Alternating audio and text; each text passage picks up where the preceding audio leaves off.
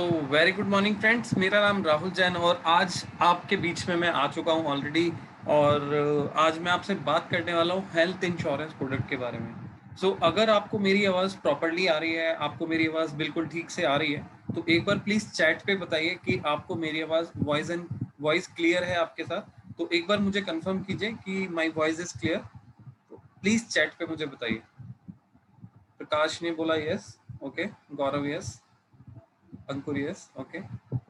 So most of the लोगों को जो है आवाज क्लियर आ रही है, बिल्कुल ठीक आ रही है। So friends, are you excited today कि आप हेल्थ इंश्योरेंस के प्रोडक्ट के बारे में जानना चाहते हो? क्या आप आज एक्साइटेड हो इस चीज को सीखने के लिए, अपनी लाइफ की एक नई सीढ़ी को चढ़ने के लिए? क्या आप एक्साइटेड हो? अगर आप एक्साइटेड हो, यू कैन टाइप एक्साइटेड। आप एक्साइटेड लिखिए चैट पर, सो दैट मैं समझ सकूंगा, अंडरस्टैंड कर पाऊंगा कि आप सच में एक्साइटेड है। So I request you all, please आप सभी एक बार एक्साइटेड लिखिएगा। बहुत बढ़िया। काफी अच्छा लग रहा है आप लोगों के बीच में आते हुए, और आज मैंने आपके लिए कुछ स्पेशल पीपीटी प्रेजेंट की है, कुछ पीपीटी प्रिपेयर की है, जिससे कि मैं आपको अच्छे से समझा पाऊँ कि what is the need of health insurance. देखो, आपने पुष्कर सर का वीडियो देखा था और यू नो एवरीथिंग कि भाई हेल्थ इंश्योरेंस आज की डेट में कितनी ज्यादा जरूरत है लोगों की। ठीक है, लोग कहीं ना कहीं हेल्थ इश्यूज की वजह से, फाइनेंशियल प्रॉब्लम की वजह से अपना इलाज नहीं करा पाते हैं, लोगों को ट्रीटमेंट नहीं मिल पाता प्रॉपरली। आज हम आपको इसी चीज के रिलेटेड डिस्कशन करेंगे, इसी पॉइंट के ऊपर हम डिस्कशन करने वाले हैं। बट बिफोर दैट मैं आपको एक चीज बता देता हूँ।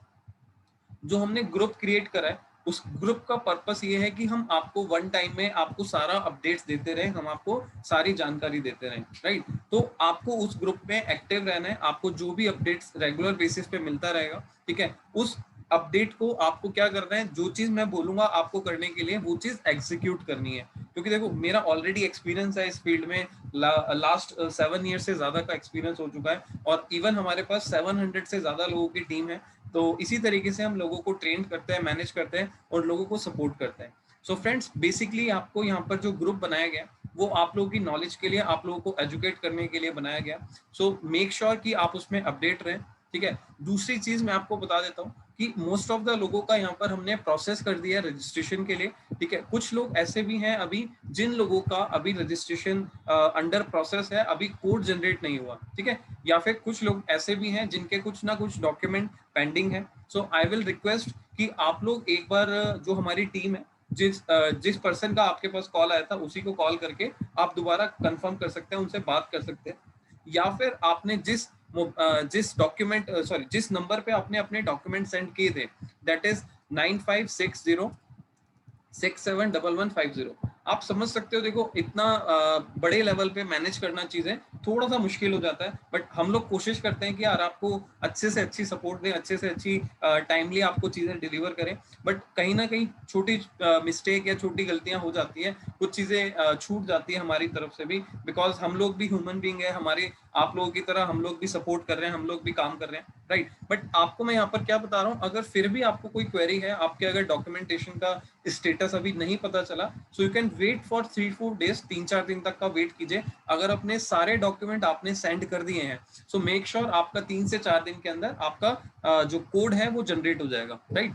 आज हम बात करेंगे यहाँ पर कि आपको किस तरीके से यहाँ पर अपना हेल्थ इंश्योरेंस प्रोडक्ट वर्क करता है, राइट। इसके साथ में मैं आपको अपना एक जो डॉक्यूमेंटेशन का नंबर था वो मैं सेंड कर रहा हूँ, जिन लोगों के पास नहीं है। तो डॉक्स रजिस्ट्रेशन करके मैं यहाँ पर आप लोगों के बीच में चैट पे मैंने शेयर कर दिया नंबर, तो आप इसको नोट कर लीजिए। अगर किसी के पास ये नंबर नहीं है तो आप इस पे बात भी कर सकते हैं, या फिर अपना व्हाट्सअप कीजिएगा कि भाई मेरा रजिस्ट्रेशन प्रोसेस क्या है। बट मैं आपको रिक्वेस्ट, अगेन दोबारा एक रिक्वेस्ट कर रहा हूँ कि एटलीस्ट 2 से 3 दिन का आप वेट कीजिए। उसके बाद यहाँ पर आप अपना स्टेटस जानिएगा कि आपका जो कोड था, जो कोड जनरेशन का प्रोसेस था, वो हुआ या नहीं हुआ, राइट। फ्रेंड्स, आपको क्या करना है, आपको डॉक्यूमेंटेशन कंप्लीट करना है, और उसके बाद आपको यहाँ पर रजिस्ट्रेशन कराने के बाद अपना कोड मिल जाएगा। फाइनली हम स्टार्ट करते हैं आज का जो ट्रेनिंग सेशन है। हम बात करने वाले हैं हेल्थ इंश्योरेंस के प्रोडक्ट के फीचर्स के बारे में। फ्रेंड्स, आज जो हमारी ट्रेनिंग है वो ट्रेनिंग हेल्थ इंश्योरेंस प्रोडक्ट के फीचर्स के बारे में बात करेंगे। कि फीचर्स मतलब कि जैसे बहुत सारी कंपनीज है हेल्थ इंश्योरेंस की, जैसे हम बात करते हैं star health, max, Bupa, HDFC, digit, Religare, Reliance, और आप मैक्स भूपा ऑलरेडी मैं बोल चुका हूँ, ठीक है, मणिपाल सिग्ना। तो इस तरीके से there are so many companies in the market जो कि हेल्थ इंश्योरेंस प्रोडक्ट सेल करती है। बट यहाँ पर कस्टमर की बहुत सारी क्वेरी आती है कि कौन सी कंपनी से प्रोडक्ट लेना चाहिए, कौन सा हेल्थ इंश्योरेंस बेटर है, ठीक है। बट आज हम जनरल टॉपिक के ऊपर बात करेंगे कि हेल्थ इंश्योरेंस के फीचर्स क्या क्या होते हैं, जो कि नॉर्मली हर एक कंपनी के अंदर मिलते जुलते होते हैं, सेम होते हैं, ज्यादा डिफरेंशिएट नहीं होता, ठीक है। उस पे कुछ फीचर्स का डिफरेंस होता है, उसमें कुछ जो बेनिफिट्स है उसका फर्क होता है, बाकी जो फर्क होता है वो नहीं होता, नॉर्मली सभी में सेम होता है। सो आज का जो वेबिनार है वो बहुत स्पेशल होने वाला है, बहुत अच्छा होने वाला है। आप लोगों को सारी चीज मैं डिटेल में बताने वाला हूँ। सो मेक श्योर आप अगले 1 से 1.5 घंटे के लिए आप इसके वेबिनार के अंदर बने रहेगा, ठीक है। और जो भी मैंने आपको बोला कि आपको जो भी मैं समझाने वाला हूँ, आप अपने नोट्स बनाइएगा, अपने डायरी पेन पे आप लिखिएगा कि आपको कोई चीज समझ नहीं आ रही है या जो चीज समझ आ रही है, आप दोनों चीजें साथ साथ लिखते रहेगा। बट मेक श्योर कि आपका जो फोकस है वो मेरे साथ रहे, मेरे ट्रेनिंग में रहे, सो दैट आपको क्लियरली चीजें समझ आती रहे। So let's start for the today's training, जिसमें हम हेल्थ इंश्योरेंस के फीचर के बारे में जानेंगे। अभी आप फोकस मत करना कि भाई प्रोडक्ट कैसे बिकेगा, किसको बेचूंगा, मेरे को क्लाइंट ऑलरेडी मेरे पास है, प्रोस्पेक्ट्स हैं, लीड्स हैं, सो वो सब चीजें हम बाद में बात करेंगे। अभी क्या है, मैं इस पूरा प्रेजेंटेशन को कंप्लीट करता हूँ, उसके बाद हम लास्ट में एक डाउट सेशन रखेंगे। अगर आपके कोई भी प्रॉब्लम है इस प्रेजेंटेशन से रिलेटेड या इस इंश्योरेंस एडवाइजरी बिजनेस से related, so we can ask, एक करके मैं आपको अनम्यूट करूंगा और आप अपने क्वेश्चंस रेज कर सकते हैं। सो अगले 1 से 1.5 घंटे के लिए आप प्लीज, रिक्वेस्ट है, आप यहाँ पर फोकस दीजिएगा, अपना ध्यान दीजिएगा, क्योंकि हो सकता है कि आज की प्रेजेंटेशन में अगर आपको चीजें समझ आ गई तो आप अपनी लाइफ को चेंज कर सकते हो, लोगों की लाइफ को सिक्योर कर सकते हो, और इवन आप पोटेंशियल, अगर हेल्थ इंश्योरेंस का या फिर इंश्योरेंस इंडस्ट्री का पोटेंशियल के बारे में अगर हम बात करें, तो यहाँ पर बहुत सारे लोग हैं जो कि लाखों में और करोड़ों में भी अर्न कर रहे हैं, ठीक है। सो हम उसके ऊपर भी बात करेंगे, बट वी कैन स्टार्ट। अब मैं स्टार्ट करने जा रहा हूँ हेल्थ इंश्योरेंस के फीचर्स के प्रेजेंटेशन के बारे में। सो जस्ट फोकस, आप इसको फोकस कीजिएगा। सो फ्रेंड्स, जैसा कि मैं आपको बता देता हूँ कि हेल्थ इंश्योरेंस जो होता है वो नॉर्मली 2 तरीके के लोगों को दिया जा सकता है, 2 तरीके के फैमिली साइज को दिया जा सकता है। एक होता है इंडिविजुअल प्लान। इंडिविजुअल प्लान का मतलब होता है कि अगर मान लीजिए आप अकेले व्यक्ति हैं अपने फैमिली में जिसको इंश्योरेंस लेना है, ठीक है, मैंने क्या बोला, आप अकेले व्यक्ति हैं जिसको इंश्योरेंस लेना है, तो उसको हम बोलते हैं इंडिविजुअल प्लान। मतलब कि एक अकेला व्यक्ति जो अपना खुद का इंश्योरेंस लेना चाहता है, तो उसको हम बोलते हैं इंडिविजुअल प्लान, राइट। तो अगर कोई सिंगल व्यक्ति है, सिंगल पर्सन है, चाहे वो मेल है चाहे वो फीमेल है, तो उसको हम हेल्थ इंश्योरेंस प्रोडक्ट दे सकते हैं और इसको इंडिविजुअल प्लान बोला जाता है, राइट। अब मैं बड़ी सिंपल तरीके से बताऊंगा, बहुत सारे डाउट्स आपके होंगे, बहुत सारी चीजें होंगी, बट नोट करते रहिएगा। मैंने जैसा बोला कि हम लास्ट में डाउट सेशन लेंगे और आपकी जो चीजें हैं वो क्लियर करेंगे, राइट। सेकंड जो होता है वो होता है फैमिली फ्लोटर प्लान। अब फैमिली फ्लोटर प्लान का मतलब होता है कि भाई मैं अपना इंश्योरेंस लेना चाहता हूँ और जिसमें मैं अपनी फैमिली को भी कवर लेना चाहता हूँ, जैसे कि मेरी वाइफ, मेरे बच्चे, उन सबका इंश्योरेंस मैं एक ही प्लान के अंदर लेना चाहता हूँ, ठीक है। अगर मेरी फैमिली में से किसी को भी कोई प्रॉब्लम होता है, कोई दिक्कत होती है, तो जो मैंने सम एश्योर्ड लिया है, सम एश्योर्ड क्या होता है, जितना मैंने रिस्क कवर लिया है, जैसे 5 लाख का, 10 लाख का, 3 लाख का, 1 करोड़ का, तो जितना भी मैंने यहाँ पर रिस्क कवर लिया है इसको हम बोलते हैं सम इंश्योर्ड। आप लिख लीजिए, नोट कर लीजिए। तो रिस्क कवर को हम बोलते हैं सम इंश्योर्ड। तो सम इंश्योर्ड जो होता है वो डिपेंड करता है, जैसे हमने 10 लाख की पॉलिसी ली है, 10 लाख का सम इंश्योर्ड लिया है पूरी फैमिली के लिए, अब वो 10 लाख में हम पूरी फैमिली में किसी के भी यूज में ले सकते हैं।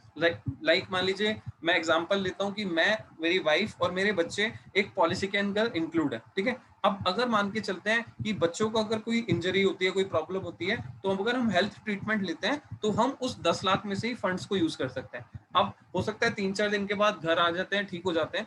अब 2 महीने के बाद या 3 महीने के बाद दोबारा से किसी को, फैमिली मेंबर को प्रॉब्लम होती है, ठीक है। अब उस मेंबर को अगर हम दोबारा हॉस्पिटल में एडमिट करते हैं, तो अगर हमारा 10 लाख में से मान लीजिए 2 लाख खत्म हो गया और 8 लाख का बैलेंस बचा है, तो हम 8 लाख का रिस्क कवर दोबारा यूज कर सकते हैं, किसी दूसरे मेंबर पे भी कर सकते हैं और सेम मेंबर पर भी कर सकते हैं, ठीक है। तो जब तक हमारा 10 लाख का रिस्क कवर खत्म नहीं हो जाता, ठीक है, जब तक हम उसको मल्टीपल टाइम यूज कर सकते हैं, that is called family floater plan. और सेम इंडिविजुअल प्लान में भी होता है कि अगर हमने 10 लाख की पॉलिसी ली है किसी एक पर्सन के लिए, ठीक है, तो एक पर्सन जब तक यूज करता रहेगा जब तक उसका रिस्क कवर खत्म नहीं हो जाता। अगर उसका 10 लाख का है तो 10 लाख अगर खत्म नहीं होगा तब तक उसका हम मल्टीपल टाइम क्लेम ले सकते हैं, ठीक है। जरूरी नहीं है कि 10 लाख रुपए एक ही बारी में खत्म करना है। हम मल्टीपल क्लेम ले सकते हैं। पहले 1 लाख आया तो 1 लाख ले लिया, 2 लाख आया तो 2 लाख ले लिया, जब तक 10 लाख खत्म नहीं होगा जब तक हम मल्टीपल टाइम्स हम क्लेम ले सकते हैं, राइट। सो आई थिंक आपको क्लियर हो गया होगा।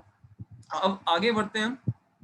यहाँ पर मैं आपको एलिजिबिलिटी बता रहा हूँ, ये एक जर्नल प्लान के बारे में एलिजिबिलिटी है, बट यहाँ पर प्लान टू प्लान डिफर करती है, प्लान टू प्लान चेंज हो जाते हैं, ठीक है। सो हम डिस्कस करते हैं कि we offer cover from age of 5 year onwards. मतलब कि कंपनी क्या कह रही है कि हम जो प्लान यहाँ पर ऑफर कर रहे हैं 5 साल से ऊपर के बच्चों के लिए कर रहे हैं, ठीक है। तो कुछ कंपनी यहाँ पर 90 डेज के बच्चों के ऊपर भी प्लान दे देती है, मतलब कि 90 डेज मतलब 3 महीने का बच्चा अगर कोई है तो उसको भी हम पॉलिसी के अंदर ऐड करा सकते हैं। कुछ कंपनी हम यहाँ पर क्या कह रहे हैं कि 5 साल तक ही बच्चों को ऐड कर सकते हैं with maximum entry age of 65, ठीक है। जो यहाँ पर पर्टिकुलर चीज बताई जा रही है, तो मैक्सिमम एंट्री है जो 65 की है, मतलब कि 65 साल के बाद कुछ कंपनियां ऐसी हैं जो इंश्योरेंस प्लान नहीं देती, ठीक है। लेकिन कुछ कंपनियां अभी मार्केट में ऐसी भी आ गई हैं जो आपको 80 साल तक 90 साल तक 80 साल तक और 85 साल तक आपको क्लेम दे देती है, सॉरी पॉलिसी दे देती है, ठीक है। आप पॉलिसी बाय कर सकते हो।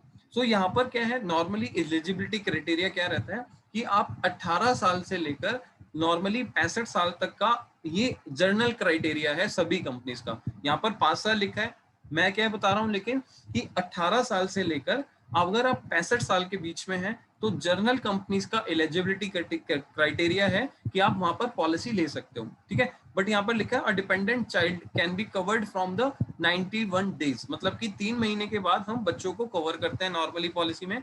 कुछ कंपनियां ऐसी भी हैं जो 15 दिन के बाद बच्चों को कवर करती है, लेकिन कुछ कंपनियां ऐसी भी हैं जो डे 1 से कवर करती हैं। तो यहाँ पर हमें प्लान के फीचर्स को समझना जरूरी है। तो आप आज क्या फीचर जान रहे हैं, ठीक है, तो किस कंपनी में क्या होता है, किस कंपनी में क्या डिफरेंशिएट होता है, तो हम आज वो भी बात कर रहे हैं साथ साथ। तो आपको समझ आना चाहिए, अंडरस्टैंड होना चाहिए कि यार एग्जैक्टली क्या प्रॉब्लम है, ठीक है, एग्जैक्टली क्या फीचर्स यहाँ पर काम करते हैं। If either parents are covered under the policy, मतलब कि पेरेंट्स अगर कवर्ड है तो डिपेंडेंट चाइल्ड को हम 91 डेज के बाद पॉलिसी में कवर कर सकते हैं, ठीक है।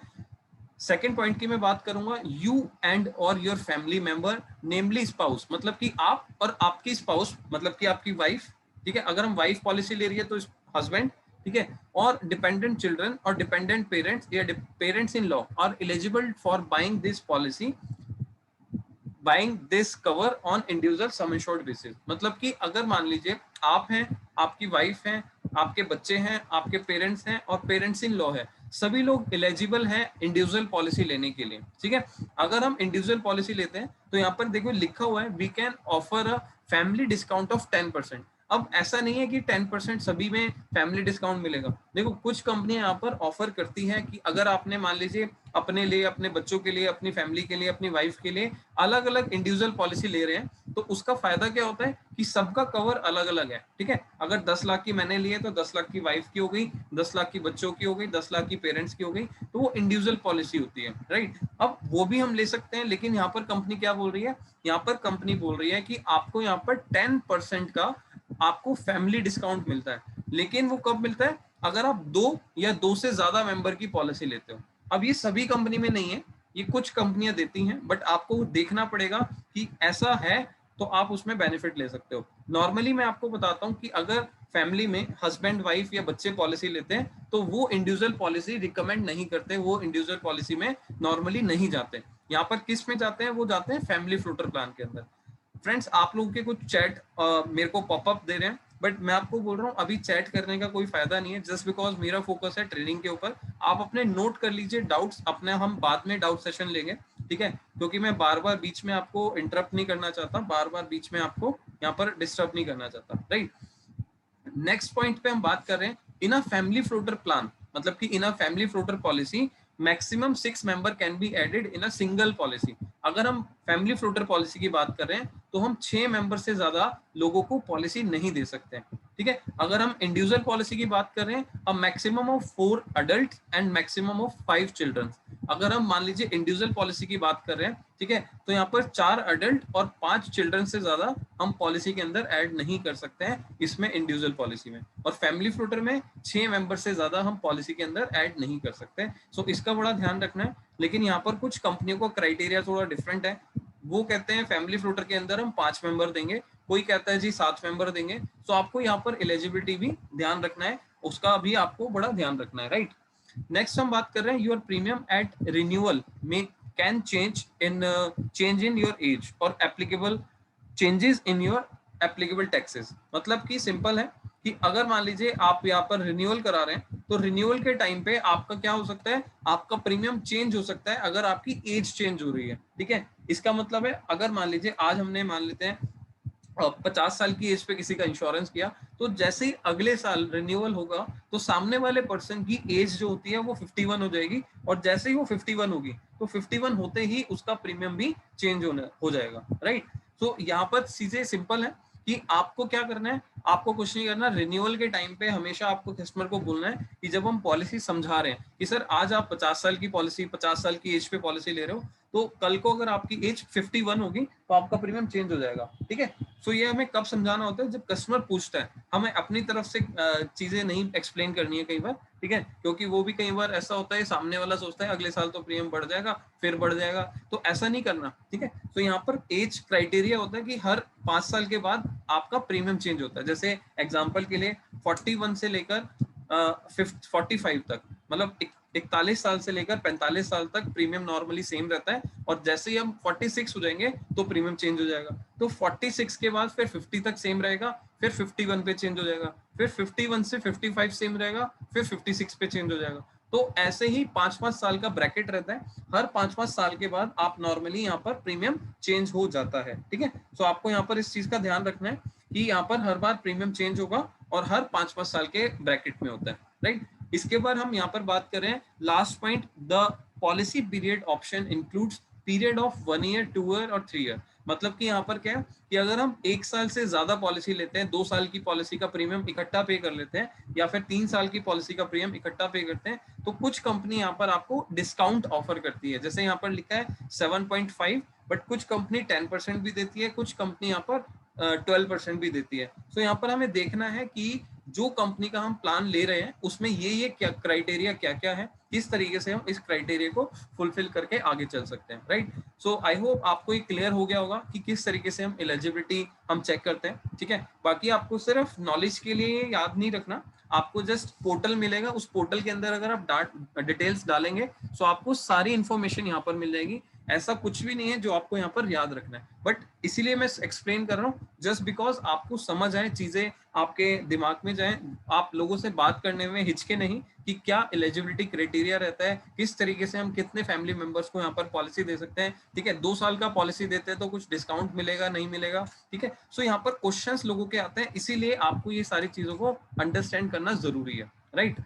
अब हम यहाँ पर बात कर रहे हैं नेक्स्ट पॉइंट की कि हम यहाँ पर इसके जो मेन फीचर्स होते हैं, इस प्लान के जो मेन फीचर्स होते हैं वो क्या रहते हैं, ठीक है। तो सबसे पहले आपको एक चीज का ध्यान रखिएगा, अगर कोई भी पर्सन हॉस्पिटल में जाता है और 24 घंटे से ज्यादा एडमिट होता है, तो ही सारी कंपनीज ऐसी हैं मार्केट में जो आपको क्लेम प्रोसेस कराती है। मतलब कि अगर आप पॉलिसी लेते हो और हॉस्पिटल में आपका अगर ट्रीटमेंट 24 घंटे से ज्यादा चल रहा है, तो ही आपको इस केस में यहाँ पर क्या मिलने वाला है, क्लेम मिलने वाला है। अदरवाइज हम सोचें कि हम 2 घंटे के लिए हॉस्पिटल में गए, उसके बाद घर आ गए डिस्चार्ज होकर, तो हमें उस टाइम पर क्लेम नहीं मिलेगा। तो सबसे पहला चीज है यहाँ पर, सबसे पहला पॉइंट है इन पेशेंट हॉस्पिटलाइजेशन। मतलब कि आपको यहाँ पर इन पेशेंट हॉस्पिटलाइजेशन में आपको यहाँ पर 24 घंटे एडमिशन लेना पड़ेगा हॉस्पिटल में। हॉस्पिटल में अगर आपका 24 घंटे से ज्यादा ट्रीटमेंट चल रहा है तो ही आपको क्लेम मिलता है, इससे अलावा क्लेम नहीं मिलता, राइट। तो सबसे पहला पॉइंट है इन पेशेंट हॉस्पिटलाइजेशन। अब दूसरा पॉइंट है यहाँ पर प्री हॉस्पिटलाइजेशन। अब मान के चलते हैं जब भी हम हॉस्पिटल में जाते हैं तो उससे पहले कई बार डॉक्टर हमें कंसल्ट करता है, हम नॉर्मली पहले डॉक्टर से कंसल्ट करते हैं कि हमें ये प्रॉब्लम है, हमें जो भी प्रॉब्लम हुआ, ठीक है। तो डॉक्टर आपसे क्या कहते हैं, डॉक्टर कहते हैं कि आप 1 हफ्ता दवाई खाइए, अगर आपको प्रॉब्लम ठीक नहीं होती तो हमें ऑपरेट करना पड़ेगा, हमें ऑपरेशन करना पड़ेगा, ठीक है। आपने कई बार बहुत बार ये सुना होगा डॉक्टर को कहते हुए कि आप 1 हफ्ता 10 दिन या 15 दिन दवाई खाइए, और अगर आपकी जो प्रॉब्लम है ये ठीक नहीं होती है तो हमें ऑपरेट करना पड़ेगा, ऑपरेशन करना पड़ेगा या सर्जरी करनी पड़ेगी। तो इस तरीके की चीजें आपने बहुत बार सुनी होगी। सो उस केस में क्या होता है, हमारे कुछ खर्चे होते हैं जिसको हम बोलते हैं प्री हॉस्पिटलाइजेशन। अब जब हमने सर्जरी कराई या जब हमने ऑपरेशन कराया तो उससे पहले के खर्चे, उससे पहले के एक्सपेंडिचर हमें सब कुछ मिल जाता है अगर हमने 60 दिन के अंदर अंदर वो खर्चे किए, ठीक है। 60 डेज मतलब कि 2 महीने के जो भी खर्चे हुए, चाहे हमने उसमें डॉक्टर को चार्जेस पे किए हो, कंसल्टेशन फीस पे करी हो, ठीक है, चाहे हमने डॉक्टर के लिखने पर हमने मेडिसिन खाई है, ठीक है, चाहे चाहे हमने यहाँ पर कोई रिपोर्ट्स कराई है डॉक्टर के कहने पर, तो जो भी एक्सपेंडिचर हमने अपनी जेब से खर्च किया, जो भी हमने अपने पॉकेट से खर्चा किया है, वो खर्चा सारा का सारा हम कंपनी से रिम्बर्समेंट करा सकते हैं अगर हम 24 घंटे से ज्यादा हॉस्पिटल में एडमिट होते हैं, ठीक है। सो इसका मतलब है प्री हॉस्पिटलाइजेशन भी यहाँ पर कवर होता है। अब इस पॉइंट को एक बार पढ़ लीजिए, the medical expenses that can incur due to illness during 60 days immediately before you are hospitalised. मतलब अगर आप हॉस्पिटल में ट्रीटमेंट के लिए जाते हैं तो उससे इमीडिएटली 60 डेज पहले के जो भी खर्चे होते हैं, जो भी मेडिकल एक्सपेंसेस होते हैं, वो सब आप कंपनी से क्लेम कर सकते हैं, रिम्बर्समेंट ले सकते हैं, राइट। अब इसी तरीके से होता है पोस्ट हॉस्पिटलाइजेशन। अब हमने हॉस्पिटल में ट्रीटमेंट कराया, सर्जरी कराई या फिर ऑपरेशन कराया, जो भी हमारा प्रॉब्लम था वो हमने ठीक कराया, मतलब ट्रीटमेंट लिया उसका, और उसके बाद अगर मान लीजिए डॉक्टर, कई बार आपने देखा होगा डिस्चार्ज के टाइम पे डॉक्टर कहता है कि ये मेडिसिन आपको अगले 1 महीने तक खानी है और उसके बाद कुछ रिपोर्ट्स करानी है और आपको मेरे को भी एक बार दिखाना है, ठीक है। तो डॉक्टर ने क्या बोला, आपको दवाइयां भी खानी है, आपको रिपोर्ट भी करानी है और मेरे को भी दिखाना है, तो वो भी कुछ ना कुछ एक्सपेंडिचर होते हैं। अब हमने मान लीजिए 1 महीने की दवाई है, 5,000 रुपए की दवाई आ गई, ठीक है, हमने कुछ रिपोर्ट्स कराई तो लगभग 4-5 हजार रुपए के रिपोर्ट्स के खर्चे हो गए। अब हम जब डॉक्टर को दिखाने जाएंगे तो डॉक्टर कहेगा जी भाई 2,000 रुपए मेरी फीस है, तो कहीं ना कहीं हमने 10-12 हजार रुपए यहाँ पर खर्च कर लिया।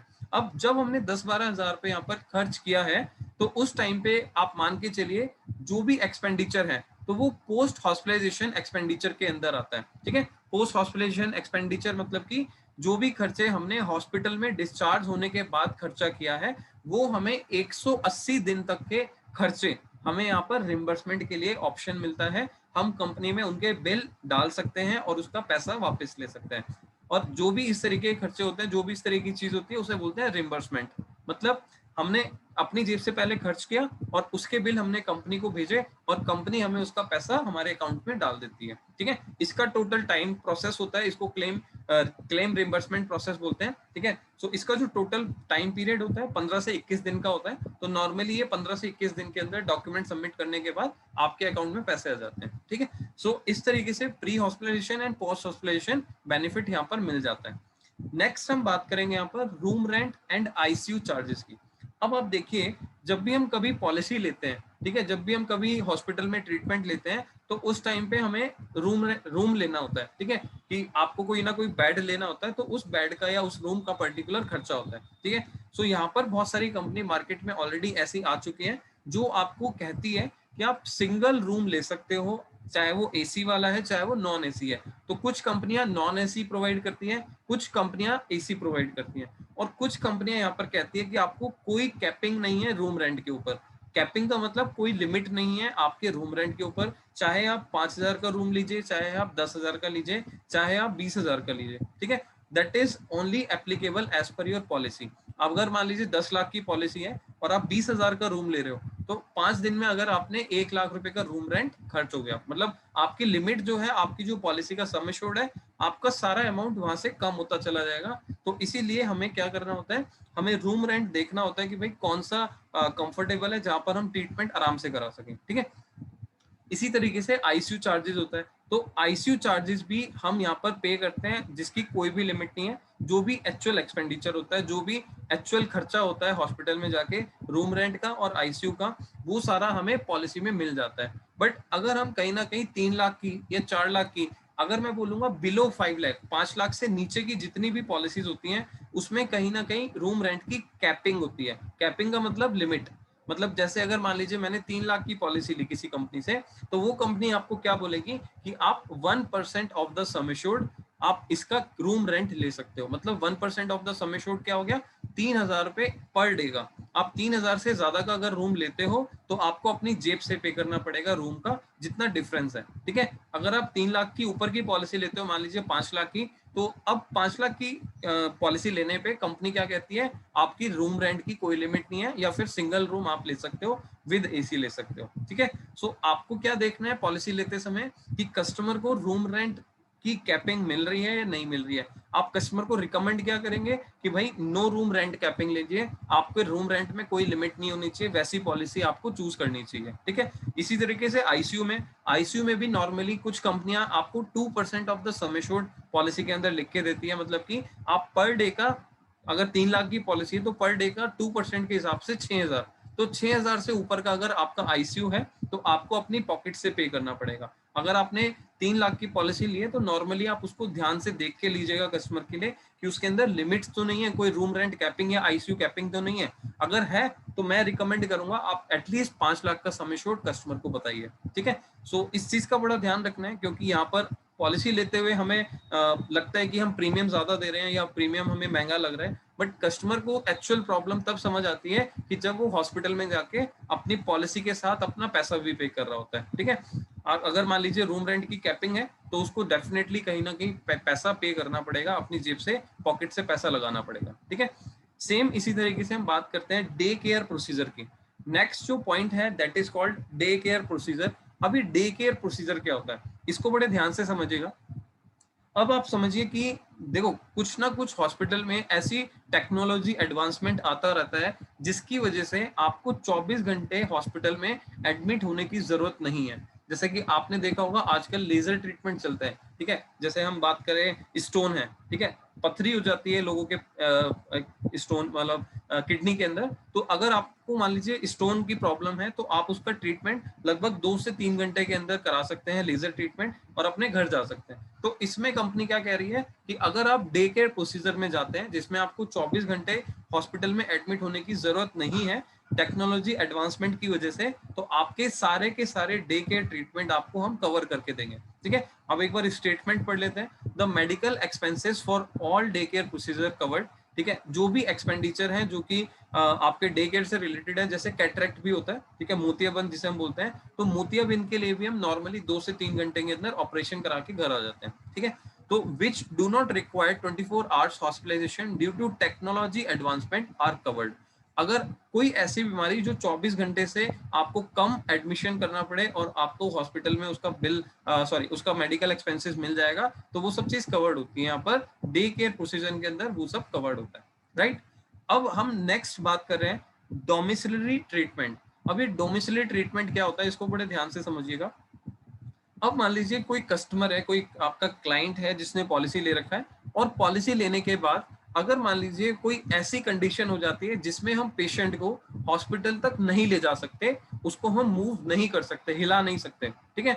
सो अब जैसे आपने देखा होगा पैरालिसिस भी हो जाता है लोगों को, तो ऐसी कंडीशन जहां पर लोगों को यहाँ पर मूव नहीं कर सकते, किसी हॉस्पिटल में या किसी इलाज के लिए नहीं ले जा सकते हम यहाँ पर, ठीक है। तो हम क्या कर सकते हैं, उसका हम होम ट्रीटमेंट करा सकते हैं, घर पे रह के ट्रीटमेंट करा सकते हैं। या फिर दूसरी सिचुएशन, अगर मान लेते हैं कि हॉस्पिटल में बेड अवेलेबल नहीं है, ठीक है, हॉस्पिटल में बेड अवेलेबल नहीं है, तो अगर डॉक्टर हमें रिकमेंड करता है कि हम होम ट्रीटमेंट ले सकते हैं, घर पे रह के अपना इलाज करा सकते हैं, तो इसमें हम होम ट्रीटमेंट की फैसिलिटी भी ले सकते हैं। ये नॉर्मली आपको मैक्सिमम सभी बेसिक पॉलिसी के अंदर मिल जाएगा, बट यहाँ पर कुछ कंपनीज के अंदर लिमिट भी होती है और कुछ कंपनीज के अंदर आपको सम एश्योर्ड तक का रिस्क कवर मिलता है, ठीक है। तो जब भी हम पॉलिसी लेंगे तो हमें इन सब चीजों का ध्यान रखना है कि हमें होम ट्रीटमेंट कितने लिमिट का मिल रहा है, 1 लाख का मिल रहा है, 2 लाख का मिल रहा है, या पॉलिसी के रिस्क कवर जितना मिल रहा है, ठीक है। इसमें मैंने 2 कंडीशन बताई, कस्टमर अगर मूव नहीं किया जा सकता तो हमें मिल सकता है, या फिर अगर हॉस्पिटल में बेड अवेलेबल नहीं है तो हमें मिल सकता है, ठीक है। बट यहाँ पर तीसरी कंडीशन क्या है कि आपको एटलीस्ट 3 दिन के लिए हॉस्पिटल में 3 दिन के लिए होम ट्रीटमेंट में रहना पड़ेगा, मतलब कि 3 दिन तक आप अगर हॉस्पिटल घर पर अगर ट्रीटमेंट ले रहे हैं तो ही आपको इसका क्लेम मिलेगा, अदरवाइज नहीं मिलेगा, ठीक है। बट यहाँ पर चीजें सिर्फ समझने वाली है कि अगर डॉक्टर लिख कर देता है, रिकमेंड करता है कि आपको होम ट्रीटमेंट लेना पड़ेगा, तो आप होम ट्रीटमेंट में आप क्लेम कर सकते हैं, अदरवाइज इसका क्लेम नहीं मिलेगा, ठीक है। नॉर्मली बुखार में, फीवर में लोग नॉर्मली 3-4 दिन के लिए घर पे होते हैं, तो हम सोचे उसका क्लेम मिल जाए, तो वो नहीं मिलेगा। तो अगर डॉक्टर रिकमेंड कर रहे हैं तो हमें मिल जाएगा, राइट। तो ये चीजें आपको मैंने बताई हैं, अभी बेसिक चीजें हैं, हम आगे भी बात करेंगे अगले पॉइंट्स पे।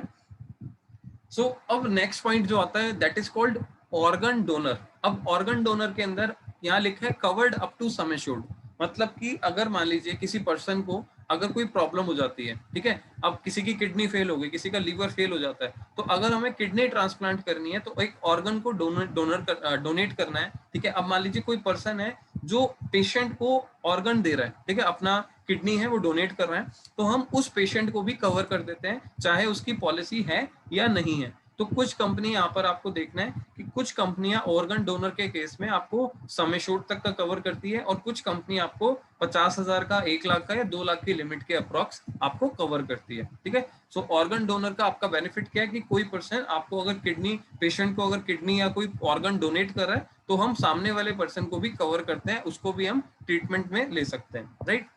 नेक्स्ट हम बात करेंगे एम्बुलेंस कवर की। अब इमरजेंसी है, हमें एम्बुलेंस की जरूरत है, तो हम अप टू 2,000 रुपीज पर हॉस्पिटलाइजेशन हम यहाँ पर एम्बुलेंस का बेनिफिट ले सकते हैं। अब इसका क्या बेनिफिट होता है, मान लीजिए जैसे हम हॉस्पिटल में, मतलब अगर मेरे को पूरे साल में 3 बार जरूरत है तो मैं 2,000 रुपये 3 बार यूज कर सकता हूँ। 2,000 पर हॉस्पिटलाइजेशन है तो 2,000 2,000 2,000 मैं 3 बार हॉस्पिटल में जाने के बाद यहाँ पर कंपनी से क्लेम कर सकता हूँ, ठीक है।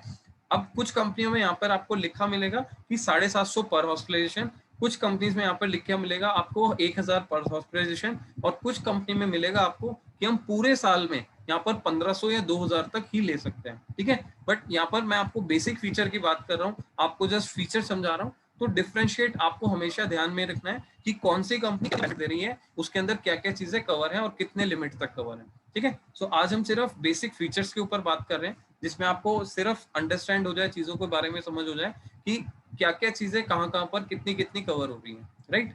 इसके बाद नेक्स्ट पॉइंट आता है daily cash for choosing shared accommodation. अब ये चीज समझिएगा कि शेयर्ड एकोमोडेशन क्या होता है और डेली कैश क्या होता है। अब मान के चलते हैं कि कंपनी ने हमें बोला कि हम सिंगल रूम ले सकते हैं, हम एक अकेला रूम, हम एलिजिबल हैं, हम अकेला रूम ले सकते हैं, ठीक है, अपना ट्रीटमेंट कराने के लिए। बट कई बार क्या होता है, आपने देखा होगा हॉस्पिटल बोलता है कि हमें सिंगल रूम अवेलेबल नहीं है, तो हम क्या कहते हैं कि ठीक है मेरे को ट्रीटमेंट तो कराना है, आप मेरे को डबल ऑक्यूपेंसी रूम दे दीजिए, जहां पर 2 पेशेंट का एक ही रूम के अंदर ट्रीटमेंट होता है, ठीक है।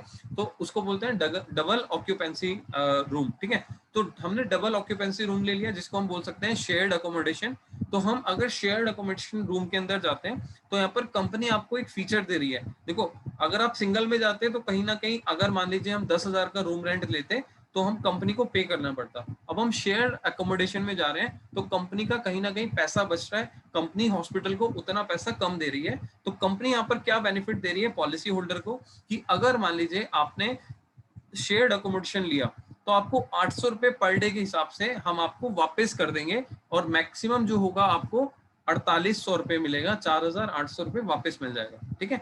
ये सभी कंपनीज के अंदर फीचर नहीं है, कुछ कंपनीज के अंदर है। तो जब आप ले तो इसको ध्यान रखिएगा कि ये फीचर कैसे काम करता है। मैंने आपको बता दिया कि डेली कैश मिलता है आपके अकाउंट के अंदर, यहाँ पर आपको वापस कर दिया जाता है। जैसे आप हॉस्पिटल से डिस्चार्ज होके घर जाते हो और कंपनी को बोलते हो कि मैं शेयर्ड एकोमोडेशन में था, तो कंपनी आपको 4,800 रुपए एक्स्ट्रा पे करती है आपके क्लेम से, ठीक है। तो अगर आपकी 15 लाख रुपए तक की पॉलिसी है तो आपको 800 रुपए पर डे मिलेगा। अगर आपकी 15 लाख से ज्यादा की पॉलिसी है तो आपको 1,000 रुपीज पर डे मिलेगा, मैक्सिमम 6,000 का मिलेगा। मतलब 6 दिन से ऊपर ये बेनिफिट नहीं मिलता, ठीक है। अगर आप 2 दिन तक एडमिट है तो 2 दिन का मिलेगा, 6 दिन एडमिट है तो 6 दिन का मिलेगा। अगर आप 10 दिन एडमिट है तो भी 6 दिन का मिलेगा, क्योंकि इसकी लिमिट है 6 दिन से ज्यादा हम नहीं ले सकते, ठीक है। नेक्स्ट पॉइंट की हम बात करते हैं e opinion in respect of critical illness. अब ई ओपिनियन क्या होता है, देखो पहले तो समझते हैं क्रिटिकल इलनेस क्या होता है, फिर हम समझेंगे ई ओपिनियन क्या होता है। क्रिटिकल इलनेस बोलते हैं ऐसी बीमारियां जो कि जानलेवा बीमारियां होती हैं। जैसे आपने देखा होगा कैंसर है, ब्रेन हेमरेज है, ठीक है, किसी की किडनी फेल हो जाती है, किसी का हार्ट अटैक हो जाता है। तो ऐसी प्रॉब्लम क्रिटिकल इलनेस के अंदर आती हैं, जिसे हम बोल सकते हैं जानलेवा बीमारियां। अगर मान लीजिए कोई पर्सन है, ठीक है, वो नॉर्मली अपना डॉक्टर के पास जाता है अपना रूटीन चेकअप कराने के लिए, और रूटीन चेकअप में उसको कोई क्रिटिकल इलनेस निकल के आ जाती है। अब डॉक्टर बोलता है कि भाई आपको ब्रेन हेमरेज हुआ है या फिर ब्रेन हेमरेज होने के आसार लग रहे हैं, ठीक है। तो उस केस में हम क्या कर सकते हैं, क्योंकि डॉक्टर ने भी तभी बोला होगा जब उससे कोई ना कोई रिपोर्ट्स कराई होगी, क्योंकि कस्टमर या क्लाइंट जो पेशेंट होता है वो बोलता है कि सर मेरे को ये प्रॉब्लम हो रही है, डॉक्टर कहता है आप रिपोर्ट्स करा के लाओ। अब वो रिपोर्ट्स देखकर ही कस्टमर को, पेशेंट को डॉक्टर बोलता है, ठीक है। अब वो रिपोर्ट्स अगर सामने वाले पेशेंट के पास है तो वो क्या कर सकता है, वो कंपनी के पास जाएगा और कंपनी को बोलेगा भाई मेरे को एक एक्सपर्ट एडवाइस चाहिए कि इस ट्रीटमेंट के बारे में जो मेरे डॉक्टर ने बताया कि भाई ये क्रिटिकल इलनेस है और इसका इलाज आप करा सकते हो, ठीक है। सो इसका इलाज कहाँ होगा, कहाँ नहीं होगा, या ये बीमारी कितनी अभी तक हो चुकी है, कितना मेरे को इसका रिस्क कवर है, ठीक है। सो कहने का मतलब है हम दोबारा से दूसरे डॉक्टर से कंसल्ट करने के लिए अपने डॉक्यूमेंट सारे के सारे कंपनी को देते हैं और कंपनी हमें एक एक्सपर्ट डॉक्टर की एडवाइस देती है। तो जिसके लिए हम इसको बोलते हैं ई ओपिनियन, मतलब कि हम इलेक्ट्रॉनिक तरीके से ओपिनियन ले सकते हैं डॉक्टर का, कंपनीज के डॉक्टर का, ठीक है। साल में हम एक बार ले सकते हैं, 1 ओपिनियन पर पॉलिसी पर ईयर, मतलब कि हम साल में एक बार ओपिनियन ले सकते हैं, ऐसा नहीं है मल्टीपल बार लेंगे। क्योंकि क्या होता है, क्रिटिकल इलनेस के लिए आप अगर किसी अच्छे डॉक्टर को कंसल्ट करेंगे तो डॉक्टर की जो नॉर्मल फीस होती है 10,000, 15,000, 5,000, 20,000, इस तरीके से डॉक्टर की कंसल्टेशन की फीस होती है अगर हम किसी क्रिटिकल इलनेस की बीमारी के लिए हम किसी डॉक्टर से बात करते हैं, राइट। तो इसीलिए यहाँ पर कंपनी हमें एक फीचर दे रही है कि हम ई ओपिनियन ले सकते हैं किसी भी क्रिटिकल इलनेस के डिसीजन के लिए, किसी भी इलनेस के लिए पता करने के लिए, राइट। नेक्स्ट हम बात करेंगे यहाँ पर इमरजेंसी एयर एम्बुलेंस कवर। अब एयर एम्बुलेंस कवर क्या होता है मैं आपको वो बता देता हूँ। देखो एयर एम्बुलेंस क्या होता है कि अगर मान लीजिए हम किसी हिली एरिया पे, किसी पहाड़ी इलाके पे घूमने के लिए गए, मान लेते हैं हम किसी दिल्ली एनसीआर में या किसी मेट्रो सिटी में रहते हैं और हम किसी पहाड़ी इलाके पे घूमने के लिए गए, ठीक है, अपनी फैमिली के साथ। और उस केस में हमारे पास किसी फैमिली मेंबर की एकदम से अचानक से किसी की तबीयत खराब हो जाती है। तो अब आपने देखा होगा जो भी पहाड़ी इलाका होता है, जो भी हिली एरिया होता है, तो वहां पर हमें नॉर्मली इतने आसपास हॉस्पिटल नहीं मिलते हैं, उसके लिए काफी ज्यादा डिस्टेंस हमें कवर करना पड़ता है, 3 घंटे का, 4 घंटे का। तो उस केस में हम क्या कर सकते हैं, हेलीकॉप्टर की हेल्प ले सकते हैं, ठीक है। तो हम कंपनी को कॉल करेंगे, कंपनी को कॉल करके कहेंगे कि हमें एयर एम्बुलेंस की जरूरत है, तो वो कहीं ना कहीं आपको हेलीकॉप्टर प्रोवाइड करेंगे, ठीक है। और वहां पर उस केस में हम यहाँ पर क्या कर सकते हैं, हमें कवर्ड अप टू 2.5 लाख पर हॉस्पिटलाइजेशन। जैसे बहुत सारी कंपनियां हैं वो 1 लाख का कवर देती है, कुछ कंपनियां सम एश्योर्ड तक कवर देती है, कुछ कंपनी यहाँ पर 2.5 लाख तक कवर देती है। So that is totally up to your policy के ऊपर डिपेंड करता है कि भाई आपने पॉलिसी का रिस्क कवर कितना लिया, ठीक है। और मैक्सिमम क्या होता है, मैक्सिमम सम एश्योर्ड से ज्यादा नहीं जाएगा, ठीक है। सो आपका सम एश्योर्ड कितना है, 5 लाख का है, 3 लाख का है, 10 लाख का है, तो इसके ऊपर आपका एयर एम्बुलेंस का बेनिफिट कवर डिपेंड करेगा, ठीक है। अब हम नेक्स्ट बात करते हैं हेल्थ चेकअप की। अब आपने देखा होगा नॉर्मली अगर हम पॉलिसी लेते हैं तो बहुत सारे क्लाइंट के क्वेश्चंस होते हैं कि भाई हमें रूटीन चेकअप मिलेगा कि नहीं मिलेगा। आज तो मैंने पॉलिसी ले ली बट अगले 2 साल में, 1 साल में अगर मेरे को हेल्थ चेकअप कराना है तो मैं अपनी पॉलिसी के अंदर करा सकता हूँ, नहीं करा सकता। तो आज के डेट में देखो मैक्सिमम कंपनीज ने हेल्थ चेकअप कवर कर दिया, ठीक है। बट यहाँ पर कुछ कंडीशंस हैं, कुछ कंपनियां 2 साल के बाद देती हैं, अगर आपने 2 साल क्लेम नहीं लिया तो आपको यहाँ पर कवर करती है। कुछ कंपनी 1 साल के बाद करती है। लेकिन अभी मार्केट में कंपटीशन को चलते हुए कुछ कंपनियां ऐसी भी आ गई हैं कि आज आपने पॉलिसी ली, कल आप जाके हेल्थ चेकअप करा सकते हो। तो आप डे 1 से हेल्थ चेकअप का हेल्थ चेकअप आप करा सकते हो, फुल पूरी फैमिली का, पूरी बॉडी का, जिसको हम रूटीन हेल्थ चेकअप बोलते हैं, ठीक है। अब इसमें नॉर्मल हेल्थ चेकअप होते हैं, ऐसा नहीं है कि हम एमआरआई करा रहे हैं, कोई और टेस्ट करा रहे हैं। जो बॉडी का नॉर्मल टेस्ट होता है कि भाई आपका रूटीन चेकअप हम जिसे बोल सकते हैं, तो बहुत सारे लैब्स के अंदर इसके पैकेज बने होते हैं, ठीक है। 1,000 रुपए का, 500 रुपए का, 700 रुपए का, 1,000, 1500 रुपए का, 1,200 रुपए का। तो इस तरीके से जो रूटीन चेकअप के पैकेज होते हैं, तो वही पैकेज का पैसा आपको कंपनी क्लेम में वापस करती है। तो ध्यान रखिएगा कि जब भी आप हेल्थ चेकअप के लिए जाएं तो एक बार कंपनी से कंसल्ट जरूर करें कि भाई या तो उनके जो टाई अप में लैब्स हैं वहां पर जाके हम ट्रीटमेंट करें, ठीक है, हेल्थ चेकअप कराएं, या फिर हम कंपनी से एक बार कंसल्ट करने के बाद किसी घर के आसपास नियर बाय लैब में जाएं और लैब में जाने के बाद उसका जो बिल्स है वो कंपनी को भेजेंगे स्कैन करके मेल पे। तो उसके बाद हमारे को यहाँ पर क्लेम मिल जाएगा हेल्थ चेकअप का, राइट। तो ये प्रोसेस है, इस तरीके से हमें यहाँ पर हेल्थ चेकअप का बेनिफिट मिल जाता है। अगेन यहाँ पर 5 लाख के लिए अलग होगा, 10 के लिए अलग होगा, 15 के लिए अलग होगा और 15 लाख के लिए अलग, 15 से ऊपर के लिए अलग होगा, ठीक है। सो ये सारे बेनिफिट्स आपको इस तरीके से मिल जाते हैं। नेक्स्ट हम बात करेंगे टैक्स बेनिफिट की, ठीक है। अब हम अगर हेल्थ इंश्योरेंस ले रहे हैं तो हेल्थ इंश्योरेंस के अंदर हमें एक टैक्स बेनिफिट भी मिलता है। जो लोग इनकम टैक्स रिटर्न्स भरते हैं, जो आईटीआर भरते हैं, उन लोगों को पता है कि यार जो हम इनकम टैक्स के अंदर अगर हम कोई भी हेल्थ इंश्योरेंस प्रोडक्ट ले रहे हैं उसका हमें बेनिफिट मिलता है अंडर सेक्शन 80D।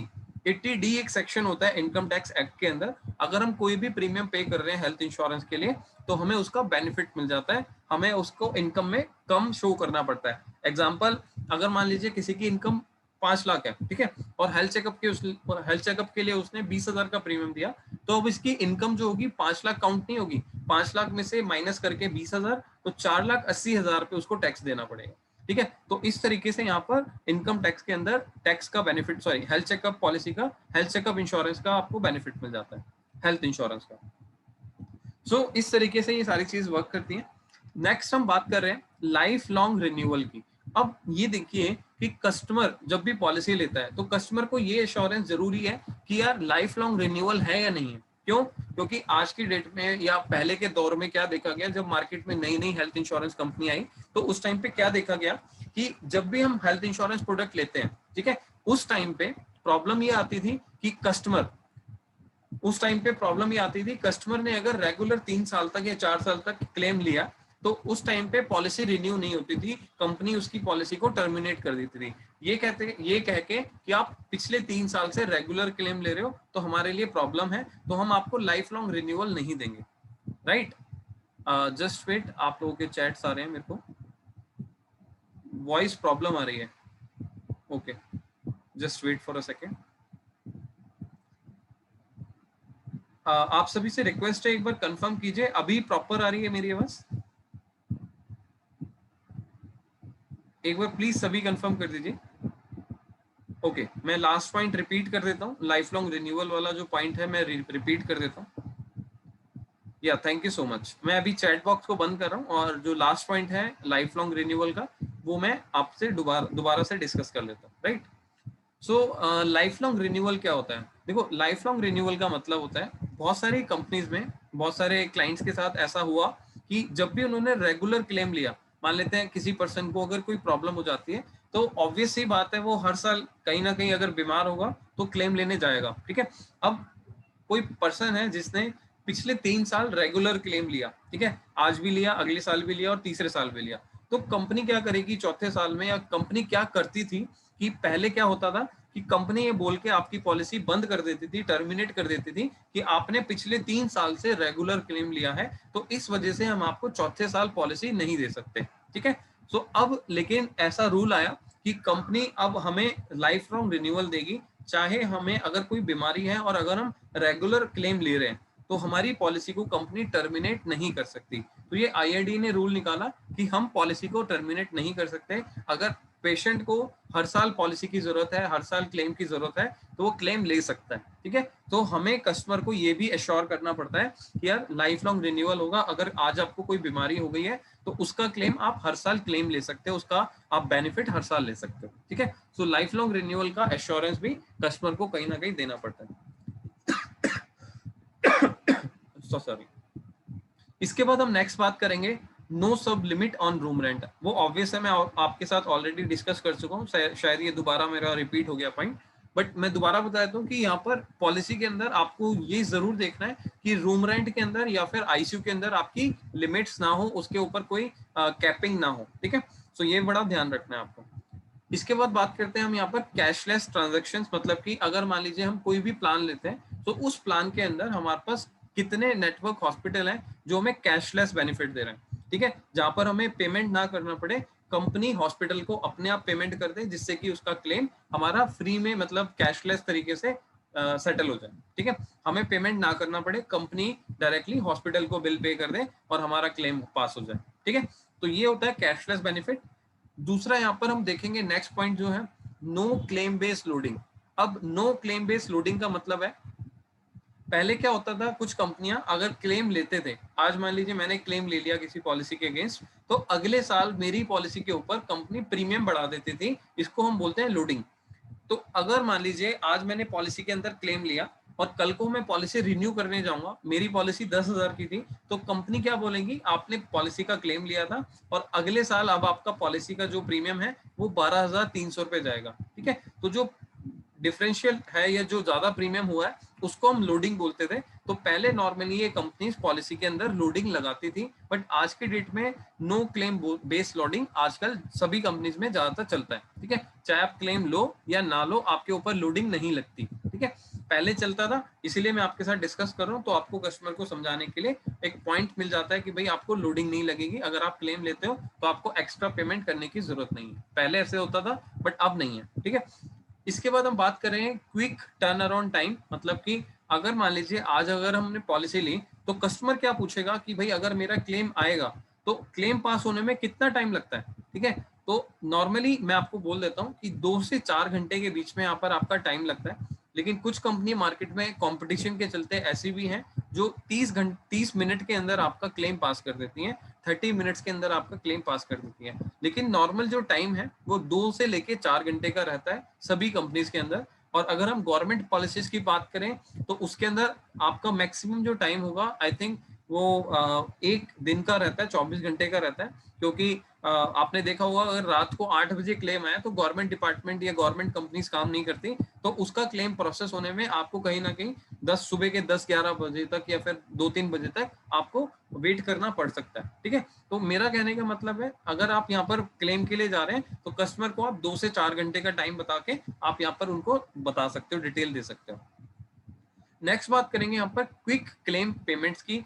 अब अगर हम क्लेम लेते हैं, ठीक है, क्लेम के लिए हमें यहाँ पर क्विक क्लेम पेमेंट मिलता है, मतलब कि अगर कस्टमर ने हमने अगर हॉस्पिटल को अपने डॉक्यूमेंट्स, पॉलिसी की कॉपी, आधार कार्ड की कॉपी, जो भी डिटेल्स उनको चाहिए हमने वो भेज दिया, तो यहाँ पर क्या होता है कि कंपनी को, हॉस्पिटल वाले कंपनी को अपनी डिटेल्स भेजते हैं, सारे डॉक्यूमेंट्स भेजते हैं, और जैसे ही वो क्लियर हो जाता है तो जल्दी से फटाफट से इलेक्ट्रॉनिक तरीके से वो सारा का सारा पैसा हॉस्पिटल के पास आ जाता है और हॉस्पिटल हमें डिस्चार्ज कर देता है, मतलब कि हमें छुट्टी दे देता है। तो यहाँ पर क्विक सपोर्ट मिल जाती है पेमेंट की, आपका पैसा जो है वो हॉस्पिटल को डायरेक्टली चला जाता है कंपनी से, और आपका जो क्लेम है वो प्रोसेस हो जाता है। तो आज की डेट में फास्टर है, मतलब कि सारी कंपनियों ने फास्टर कर दिया है रूल कि हम 2 से 4 घंटे के अंदर आपका क्लेम सेटल करके आपको दे देंगे, ठीक है। सो ये पॉइंट्स हैं जो कि मेन पॉइंट्स मैं आपसे डिस्कस कर रहा था। अब मैं आपको फीचर्स के अलावा कुछ वेटिंग पीरियड के बारे में बता देता हूँ। अब जब भी हम पॉलिसी लेते हैं तो हमें कुछ ऐसे points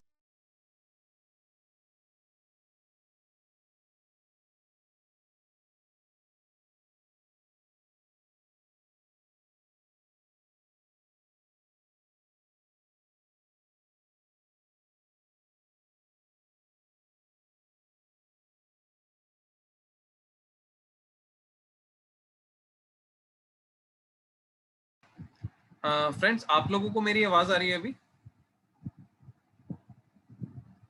please confirm on chat, आप एक बार चैट पे कंफर्म कर दीजिए कि मेरी आवाज आपको प्रॉपरली मिल रही है। ओके, शायद कोई टेक्निकल इशू की वजह से डिस्कनेक्ट हो गया था, बट अगेन मैं वापस आ चुका हूँ यहाँ पर। सो मैं कंटिन्यू कर रहा हूँ फ्रेंड्स,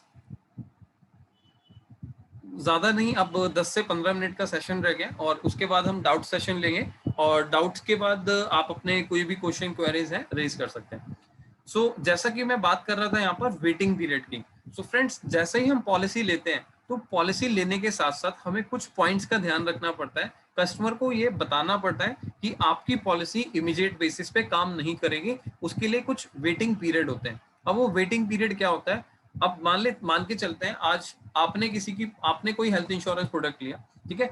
सो पहले दिन से, अगर हम आज पॉलिसी ले रहे हैं तो पहले दिन से हमारे को एक्सीडेंटल बेनिफिट का कवर मिलता है, मतलब किसी ने पॉलिसी ले ली और अचानक से किसी का एक्सीडेंट हो जाता है, उसको चोट लग जाती है, इंजरी हो जाती है, तो अगर वो हॉस्पिटल में जाएगा तो उसको ट्रीटमेंट मिल जाएगा, ठीक है। So that is covered from day one, पहले दिन से वो कवर होता है। बट उसके बाद जो पहला इनिशियल वेटिंग पीरियड रहता है, जैसा कि पॉइंट नंबर 1 कह रहा है कि आपका जो इनिशियल वेटिंग पीरियड है वो वेटिंग पीरियड ऑफ 30 डेज का है, 30 दिन का वेटिंग पीरियड है इंसेप्शन डेट से, मतलब कि जब आप पॉलिसी लेते हो for all hospitalization claim except in case of accident. जैसा कि मैंने बताया एक्सीडेंट डे 1 से कवर है, और उसके बाद जो भी इंजरी या जो भी प्रॉब्लम आपको हो जाती है उसके बाद आपको 30 डेज के बाद क्लेम मिल जाता है, ठीक है। बट यहाँ पर लोगों का अभी क्वेश्चन कुछ और भी आने वाला है कि भाई कोविड कब से कवर है, कोरोना का जो क्लेम है वो कब से मिल सकता है। तो कुछ कंपनियों ने यहाँ पर रिलैक्सेशन दी है कि हम पॉलिसी लेने के बाद 15 दिन के बाद कोरोना कवर करेंगे, और कुछ कंपनियां अभी भी 30 दिन के बाद वो चीज कवर कर रही है। तो जब भी हम पॉलिसी लेंगे उस टाइम पे हमें देखना है कि वो 15 दिन के बाद कवर है या फिर 1 महीने के बाद कवर है, 30 दिन के बाद कवर है। ठीक है, सो यहाँ पर हमें एक चीज कस्टमर को बतानी है कि पहले दिन से एक्सीडेंटल का कवर रहता है, और इसके अलावा जो बीमारियां होती है वो आपको 30 डेज के बाद कवर मिलती है। ठीक है, so that is the first initial waiting period, जिसको हम बोल सकते हैं initial waiting period.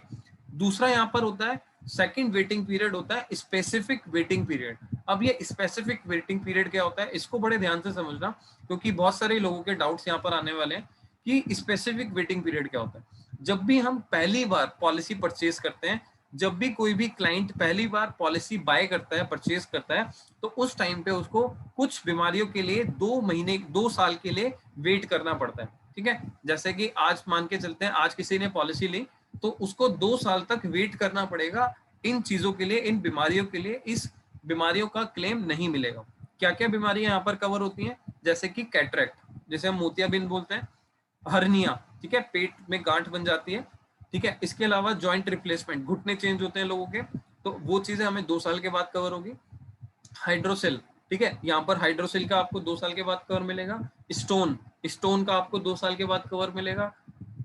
Piles, piles का आपको 2 साल के बाद कवर मिलेगा। तो ऐसी 10-12 बीमारियां ऐसी हैं जो सभी कंपनी के अंदर, मैं दोबारा बोल रहा हूं, ऐसी 12-13 बीमारियां ऐसी हैं जो सभी कंपनी के अंदर पॉलिसी लेने के बाद 2 साल के बाद कवर होता है। इसको हम बोलते हैं specific waiting period. Specific waiting period, आपको स्पेसिफिक इलनेस जो है आपको are covered after the 24 month of the policy coverage. मतलब 24 घंटे 24 महीने के लिए हमें वेट करना ही पड़ेगा, उससे पहले हम इन बीमारियों का क्लेम नहीं ले सकते, क्योंकि कंपनी ये मान के चलती है, आईएडीए मान के चलती है कि ये बीमारियां आपके शरीर में पनपने में टाइम लेती हैं। जैसे स्टोन है, स्टोन एक दिन में नहीं हो जाता, स्टोन को पनपने में, बनने में टाइम लगता है। तो कंपनियां क्या कहती है कि हम इसका क्लेम 2 साल से पहले नहीं देंगे।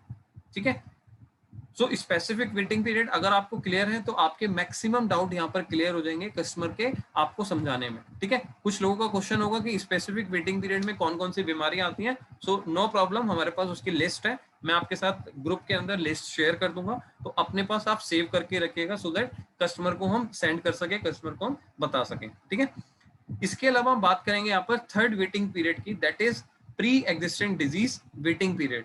अब प्री एग्जिस्टिंग डिजीज को शॉर्ट फॉर्म में हम बोल सकते हैं पीईडी।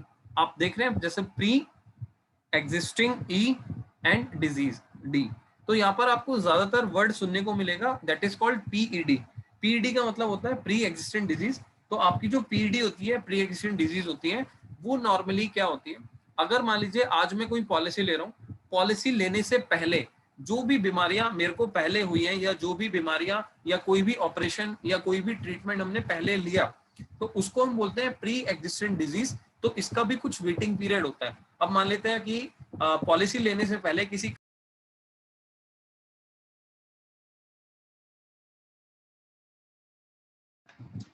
सो सॉरी फ्रेंड्स, कुछ टेक्निकल सॉरी कोई नेटवर्क इश्यूज की वजह से बार बार डिस्कनेक्ट हो रहा है, बट नो वरीज, आप दिक्कत मत मानिएगा। आपको बस 5 मिनट का और सेशन रह रहा है। ठीक है, तो अभी मैं आपको लास्ट, मेरी वॉइस आपको क्लियर आ रही है अभी?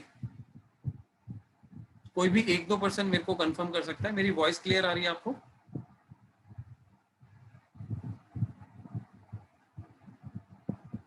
आप चैट पे कंफर्म कर दीजिए, कोई भी 1 या 2 लोग मुझे कंफर्म कर दीजिए कि आपको मेरी वॉइस आ रही है।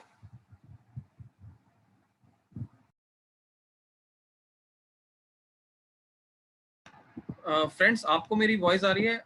एक या 2 लोग मुझे कंफर्म कर दीजिए कि मेरी वॉइस आपको अभी आ रही है। ओके ग्रेट, ये कुछ टेक्निकल नेटवर्क की प्रॉब्लम की वजह से ये डिस्कनेक्ट हो गया था, बट डोंट वरी, अभी ये 5 से 10 मिनट का सेशन रह गया। अभी मैंने दूसरे इंटरनेट कनेक्शन से इसको ऐड कर लिया। सो मैं स्क्रीन को दोबारा से शेयर कर रहा हूँ। सो हमारा जहाँ पर रह गया था मैं वहीं से स्टार्ट कर रहा हूँ। हम बात कर रहे थे प्री एग्जिस्टिंग डिजीज की। सो प्री एग्जिस्टिंग डिजीज क्या होती है, मैं आपको वो भी बता देता हूँ। प्री एग्जिस्टिंग डिजीज का मतलब होता है कि अगर किसी भी पर्सन को पॉलिसी लेने से पहले, जैसे मान लेते हैं आज अगर हम कोई पॉलिसी बाय करते हैं, तो पॉलिसी लेने से पहले अगर किसी पर्सन को कोई डिजीज हो रखी है, कोई बीमारी हो रखी है, या उसने पहले कोई ऑपरेशन कराया हुआ है, कोई सर्जरी कराई हुई है। तो अगर हम पॉलिसी लेते हैं तो पॉलिसी लेते हुए ऐसी बीमारियां हमें डिस्क्लोज करनी होती है, कंपनी को बताना होता है इस ऐसी बीमारियों के लिए। अब एग्जाम्पल हम इसको दूसरे तरीके से समझते हैं। मान लेते हैं अगर हम गाड़ी का इंश्योरेंस करते हैं, तो गाड़ी का इंश्योरेंस करते हुए हमारे पास एक सर्वेयर आता है, एक कंपनी का पर्सन आता है जो कि गाड़ी की फोटो लेता है। अगर गाड़ी के अंदर कहीं पे स्क्रैच होता है या गाड़ी का अगर शीशा टूटा होता है मान लेते हैं, तो कंपनी उस शीशे को, उस स्क्रैच को कवर नहीं करती। ठीक है, क्यों? क्योंकि कंपनी को पता है कि अगर आज मैंने इसको कवर किया तो कल को अगर मेरे को कवर करने के बाद इसका क्लेम मुझे देना पड़ेगा, जो कि मेरी रिस्पॉन्सिबिलिटी नहीं है, कस्टमर की रिस्पॉन्सिबिलिटी है, क्योंकि कस्टमर ने पॉलिसी ब्रेक करी थी। ठीक है, मतलब पॉलिसी उसकी बीच में ब्रेक हुई थी और उसकी वजह से उसका डेंट लगा, और डेंट लगने के बाद हम उसको कवर नहीं करेंगे, या फिर शीशा टूटा है तो हम उसको कवर नहीं करेंगे। इसी तरीके से यहाँ पर कंपनी क्या कहती है, अगर आपको पहले से कोई बीमारी है, पहले से कोई ऑपरेशन लिया हुआ है, पहले से कोई ऑपरेशन किया हुआ है, तो ऐसे केस में हम आपकी बीमारी को, हम आपके इलनेस को, हम आपके एलिमेंट को हम 36 महीने या फिर 48 महीने में कवर करेंगे। मतलब 3 साल के बाद या नॉर्मली 4 साल के बाद आपकी पुरानी बीमारी को कवर करेंगे। एग्जाम्पल, पॉलिसी लेते हुए किसी कस्टमर ने पहले स्टोन का ट्रीटमेंट लिया मान लेते हैं। ठीक है, स्टोन का ट्रीटमेंट लिया था 2 साल पहले पॉलिसी लेने से, और कंपनी जब हम पॉलिसी लेते हैं तो हमने क्या समझा था कि हम स्पेसिफिक वेटिंग पीरियड में 2 साल के बाद हमारा स्टोन कवर हो जाएगा। बट अगर हम कंपनी को स्पेसिफाई करते हैं, कंपनी को मेंशन करते हैं कि भाई हमने पॉलिसी लेते हुए हमने आपको बता दिया कि हमने पहले स्टोन का क्लेम लिया हुआ है 2 साल पहले, तो कंपनी क्या कहेगी कि हम आपकी बीमारी को, हम आपकी डिजीज को प्री एग्जिस्टिंग डिजीज मानेंगे, और हम उस बीमारी का जो क्लेम है अगली बार जब भी अगर क्लेम आता है तो 36 मंथ के बाद या फिर 48 मंथ्स के बाद आपको उसका क्लेम मिलेगा। मतलब 3 साल के बाद या 4 साल के बाद आपको उसका क्लेम मिलेगा। ठीक है, तो यहाँ पर हमें समझ आ गया कि प्री एग्जिस्टेंट डिजीज किस तरीके से काम करती है। इसको पीडी बोलते हैं। ठीक है, अब ये जरूरी नहीं है कि पीडी सभी को, अब कोई यंग पर्सन है, कोई यंग फैमिली है, ठीक है, तो उसको अगर डिजीज नहीं है तो आपको वेटिंग पीरियड का वेट नहीं करना पड़ेगा, आपको ऊपर वाले 2 वेटिंग पीरियड को ही आपको याद रखना है और समझाना है क्लाइंट को। ठीक है, अगर किसी कस्टमर को पहले से कोई डिजीज है तो हमें ये तीसरा समझाना पड़ता है वेटिंग पीरियड, अगर किसी को डिजीज नहीं है तो हमें थर्ड पॉइंट एक्सप्लेन नहीं करना। राइट, अब हमने बात करी फीचर्स क्या होते हैं, वेटिंग पीरियड क्या होता है। अब हम ऐसी बात कर लेते हैं जो चीजें कंपनी के अंदर यहाँ पर कवर नहीं होती, जो चीजें कवर नहीं होती और कभी भी कवर नहीं होती। पहली चीज, अगर मान लेते हैं वॉर, जैसे 2 देशों के बीच में एक लड़ाई हो जाती है, और लोग, आपने देखा होगा जब लड़ाइयाँ होती हैं, वॉर होते हैं, तो इस केस में बहुत सारे लोगों की जान चली जाती है। तो ऐसे केस में कंपनी यहाँ पर आपको क्लेम नहीं देगी। अगर आपका कोई भी फॉरेन एनिमी एक्ट के अंदर कोई भी ऐसा प्रॉब्लम होती है तो आपको उसका क्लेम नहीं मिलता। ठीक है, इसके बाद intentional self injury. Intentional self injury मतलब मान लेते हैं किसी ने सुसाइड करने की कोशिश करी, ठीक है, किसी ने अपने आप को चोट लगाने की कोशिश करी, तो इस केस में भी कंपनी यहाँ पर आपको क्लेम नहीं देगी। ठीक है, यहाँ पर एक चीज और है, मैं आपको पहले ही बता देता हूँ, ड्रिंक एंड ड्राइव। ठीक है, अगर कोई ड्रिंक करके ड्राइव करता है तो वहां पर उस चीज का क्लेम भी नॉर्मली नहीं मिलता। तो आपको हमेशा कस्टमर अगर बोलता है तो आप समझा दीजिएगा कि भाई ड्रिंक एंड ड्राइव के केस में अगर आपको कोई इंजरी होती है तो उस केस में आपको क्लेम नहीं मिलेगा। ठीक है, पार्टिसिपेशन इन डेंजरस एक्ट, मान लेते हैं कोई डेंजरस एक्ट के पार्टिसिपेशन में रहता है, जैसे कि आपने देखा होगा बहुत सारे लोग पैराग्लाइडिंग कर रहे हैं, ठीक है, राइडिंग कर रहे हैं, बहुत सारे लोग रिवर राफ्टिंग करते हैं। तो ऐसी डेंजरस एक्टिविटी अगर कोई पर्सन कर रहा है और हेल्थ इंश्योरेंस उसने लिया है और उसकी वजह से उसकी इंजरी हो जाती है, चोट लग जाती है, या उसको हार्म पहुंचता है, तो उस केस में भी हम यहाँ पर क्लेम नहीं पे करते हैं। राइट, सो नेक्स्ट होता है कॉस्मेटिक ट्रीटमेंट। कॉस्मेटिक ट्रीटमेंट का मतलब होता है कि अगर मान लीजिए कि किसी का डेंटल है, ठीक है, अब कोई प्लास्टिक सर्जरी कराना चाहता है तो कॉस्मेटिक ट्रीटमेंट के अंदर आता है। ठीक है, और किसी का मान लीजिए कॉस्मेटिक सर्जरी के अंदर और भी बहुत सारी चीजें आती हैं, बट कॉस्मेटिक ट्रीटमेंट यहाँ पर कवर नहीं होता, आपको बस इतना ही ध्यान रखना है।